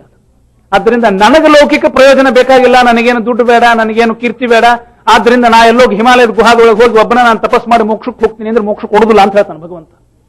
ಯಾಕ? ನಾನಾ ಜನಸ್ಯ ಶುಶ್ರೂಷಾ ಕರ್ತವ್ಯ ಕರವನ್ಮಿತೆ. ಮಧ್ವಾಚಾರ್ಯರ ಭಾಷ್ಯ ಈ ಗೀತಾದ ಈ ಪ್ರಕರಣಕ್ಕೆ ಅವ್ರು ಹೇಳ್ತಾರೆ, ನಾನಾ ಜನಸ್ಯ ಶುಶ್ರೂಷಾ, ಬೇರೆ ಬೇರೆ ನಾನಾ ದುಃಖಿತರು, ದಲಿತರು, ದೀನರು, ಅವರ ಶುಶ್ರೂಷಾ, ಅವರ ಸೇವಾ, ಅದನ್ನು ಮಾಡೋದು it is not a choice for you, ಕರ್ತವ್ಯ, it's a must, mandatory responsibility. ಎಂಥದ್ದು? ಕರವನ್ಮಿತೆ ಹೇ. ದೃಷ್ಟಾಂತ ಹೆಂಗೆ ಕೊಡ್ತಾನೆ ನೋಡ್ರಿ ಅವ. ಕರ ಅಂದ್ರೆ ಟ್ಯಾಕ್ಸ್. ಈ ದೇಶದವ್ರಿಗೆ ಇದನ್ನ ಎಕ್ಸಾಂಪಲ್ ಕೊಡಬಹುದು. ಟ್ಯಾಕ್ಸ್ ತಪ್ಪಿಸುದಿಲ್ಲ ನಾವು. ಟ್ಯಾಕ್ಸ್ ಹೆಂಗೆ ನೀವು ಕೊಡ್ತೀರೋ, ಭಗವಂತನ ರಾಜ್ಯದೊಳಗೆ ನೀವು ಇದ್ದದ್ದಕ್ಕೆ ಭಗವಂತನಿಗೆ ನೀವು ಕಂದಾಯ ಕೊಡಬೇಕು. ಆ ಕಂದಾಯ ಯಾವುದು ಅಂದ್ರೆ ನಾನಾ ಜನಸ್ಯ ಶುಶ್ರೂಷ. ಭಗವಂತನ ಮಕ್ಕಳನ್ನ ನೀವು ನೋಡ್ಕೊಡ್ರಿ. ತಂದಿ 4 ಮಂದಿ ಮಕ್ಕಳು ಇರ್ತಾರ. ಆ ಯಾವುದೋ ಒಬ್ಬ ತಂದಿ ಬಗ್ಗೆ ಬಹಳ ಆನಂದ, ಕೃತಜ್ಞತಾ ಉಕ್ಕಿ ಬಂತು ಅಂತಂದ್ರೆ ಅವ ಹೇಳ್ತಾನ, ನೀನು ಅಣ್ತಮ್ಮಂದ್ರ ಸಂಗತಿ ನೀ ಚಂದಿರಪ್ಪ ಸಾಕು, ಅದೇ ನೀ ನನಗೆ ದೊಡ್ಡ ಬಹುಮಾನ ಕೊಟ್ಟಂಗ, ಜಗಳಬೇಡ್ರಿ ನಿತ್ಯ ಬೆಳಗಾರ ಎದ್ದು ಒಬ್ರಿಗೊಬ್ರು, ನನಗೇನಾರು ಮಾಡಬೇಕು ಅಂತಿದ್ರೆ ನೀವು ಸುಖವಾಗಿರಿ. ಹಂಗ ಭಗವಂತನಿಗೆ ನಾವು ಟ್ಯಾಕ್ಸ್ ಕೊಡುದು ಅಂದ್ರೆ ಏನು? ನಿಮ್ ಬಂಗಾರದ ಕವಚ ಬೇಕಾಗಿಲ್ಲ. ಅವಾಗ ನಿಮ್ಮ ಸುತ್ತಮುತ್ತಲು ಯಾರು ನೀಡಿ ಇದ್ದಾರೆ ಅವರಿಗೆ ಮಾಡ್ರಿ, ಹೋಗಿ ಜ್ಞಾನದಾನ ಮಾಡ್ರಿ, ವಿದ್ಯಾದಾನ ಮಾಡ್ರಿ, ಅನ್ನದಾನ ಮಾಡ್ರಿ.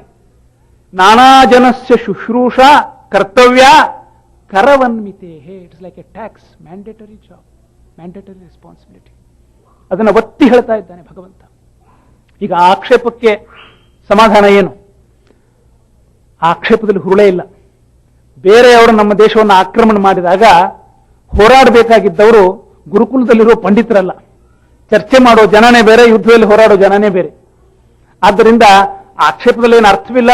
ಮತ್ತು ನಮ್ಮ ಶಾಸ್ತ್ರ ಅದನ್ನು ಹೇಳಲಿಲ್ಲ. ಇನ್ನೊಬ್ರು ನಿಮ್ಮನ್ನು ಅಟ್ಯಾಕ್ ಮಾಡ್ಲಿಕ್ಕೆ ಬಂದಾಗ ನೀವು ಬ್ರಹ್ಮ ಸಗುಣನೋ ನಿರ್ಗುಣನೋ ಅನ್ನೋ ಚರ್ಚೆ ಮಾಡ್ರಿ ಅಂತ ಶಾಸ್ತ್ರ ಹೇಳಲಿಲ್ಲ. ಸಂದರ್ಭ ಸಮಯ ಅರಿತು ನಿಮ್ಮ ಕರ್ತವ್ಯ ಮಾಡ್ರಿ ಅಂತ ಹೇಳ್ಯಾರ. ಅರ್ಜುನನಿಗೆ ಕೃಷ್ಣ ಅದನ್ನೇ ಹೇಳ್ತಾನೆ, ಅಲ್ಲೇ ಶತ್ರುಗಳು ನಿಂತ್ಕೊಂಡಾರ, ನಿನ್ನ ಕರ್ತವ್ಯ ಕ್ಷತ್ರಿಯಾಗಿ ವೇದಾಂತದ ಮಾತಾಡೋದಲ್ಲ, ವೈರಾಗ್ಯ ಹಿಡಿತೀನಿ ಅನ್ನೋದಲ್ಲ, ಹೋರಾಡ ನೀನು ಅಂತ ಹೇಳ್ತಾರೆ. ಆದ್ದರಿಂದ ಪರಕೀಯರು ನಮ್ಮನ್ನು ಆಕ್ರಮಣ ಮಾಡಿದಾಗ ಶಾಸ್ತ್ರ ಹೇಳುತ್ತೆ, ಹೋರಾಡ್ರಿ, ನಿಮ್ಮ ರಕ್ಷಣೆ ಮಾಡ್ಕೊಡ್ರಿ. ಆಮೇಲೆ ಆ ಹೋರಾಟನೇ ಸ್ವಭಾವ ಮಾಡ್ಕೋಬೇಡ್ರಿ. ಕಾಲಕದ್ರಿ ಜಗಳಾಡೋದು, ಇನ್ನೊಂದು ದೇಶದ ಸಂತಿ. ಯಾಕಂದ್ರೆ ನಮ್ಮ ಹತ್ರ ಪವರ್ ಅದ, ಪವರ್ ಮಂಗ್ರರ್ಸ್ ಆಗ್ಬೇಡ್ರಿ. ಅದಲ್ಲಿಗೆ ಮುಗಿತದ ಪ್ರಕರಣ. ನಿಮ್ಮನ್ನು ನೀವು ರಕ್ಷಣೆ ಮಾಡ್ಕೊಂಡ್ರಿ, ಬೇರೆ ಕಡೆಗೆ ಜೀವನದ ಉದಾತ್ತ ಗುರುಗಳ ಕಡೆಗೆ ಲಕ್ಷ್ಯ ಹರಿಸ್ರಿ. ಪದೇ ಪದೇ ಈ ಅಧ್ಯಾಯದಲ್ಲಿ ಭಗವಂತ ನಿನ್ನ ಕರ್ತವ್ಯ, ನಿನ್ನ ದೇಶಕ್ಕೇನು, ನಿನ್ನ ಸಮಾಜಕ್ಕೇನು, ನಿನ್ನ ಪರಿಸರಕ್ಕೇನು, ಸುತ್ತಮುತ್ತಲು, ಇದನ್ನ ಈ ಅಧ್ಯಾಯದಲ್ಲಿ ಒತ್ತಿ ಒತ್ತಿ ಹೇಳಿದ್ದಾನೆ. ಆ ದೃಷ್ಟಿಯಿಂದ ಈ ಅಧ್ಯಾಯ ಬಹಳ ಮಹತ್ವಪೂರ್ಣವಾಗಿರ್ತಕ್ಕಂಥ ಅಧ್ಯಾಯ ಅಂತ ಹೇಳ್ತಾ ಇಲ್ಲಿಗೆ ಉಪನ್ಯಾಸವನ್ನು ಮುಕ್ತಾಯಗೊಳಿಸ್ತೇನೆ. ಮುಂದಿನ ಸಿಟ್ಟಿಂಗ್ನಲ್ಲಿ ಮತ್ತೆ 3ನೇ ಅಧ್ಯಾಯವನ್ನೇ, ಮುಂದಿನ ಶ್ಲೋಕವನ್ನು ಕಂಟಿನ್ಯೂ ಮಾಡ್ತೇನೆ. ಎಲ್ಲರೂ ಇದರ ಲಾಭವನ್ನು ಪಡೆದುಕೊಳ್ಳಬೇಕು ಅಂತ ವಿನಂತಿಸಿಕೊಂಡು ಈ ಅಲ್ಪ ಸೇವೆಯನ್ನು ಮಂತ್ರಾಲಯ ಪ್ರಭುಗಳ ಅಂತರ್ಯಾಮಿಯಾಗಿರ್ತಕ್ಕಂಥ ಸೀತಾಪತೆ ಶ್ರೀರಾಮಚಂದ್ರನ ಸನ್ನಿಧಾನದಲ್ಲಿ ಸಮರ್ಪಿಸ್ತಾ ಇದ್ದೇನೆ. ಶ್ರೀಕೃಷ್ಣ.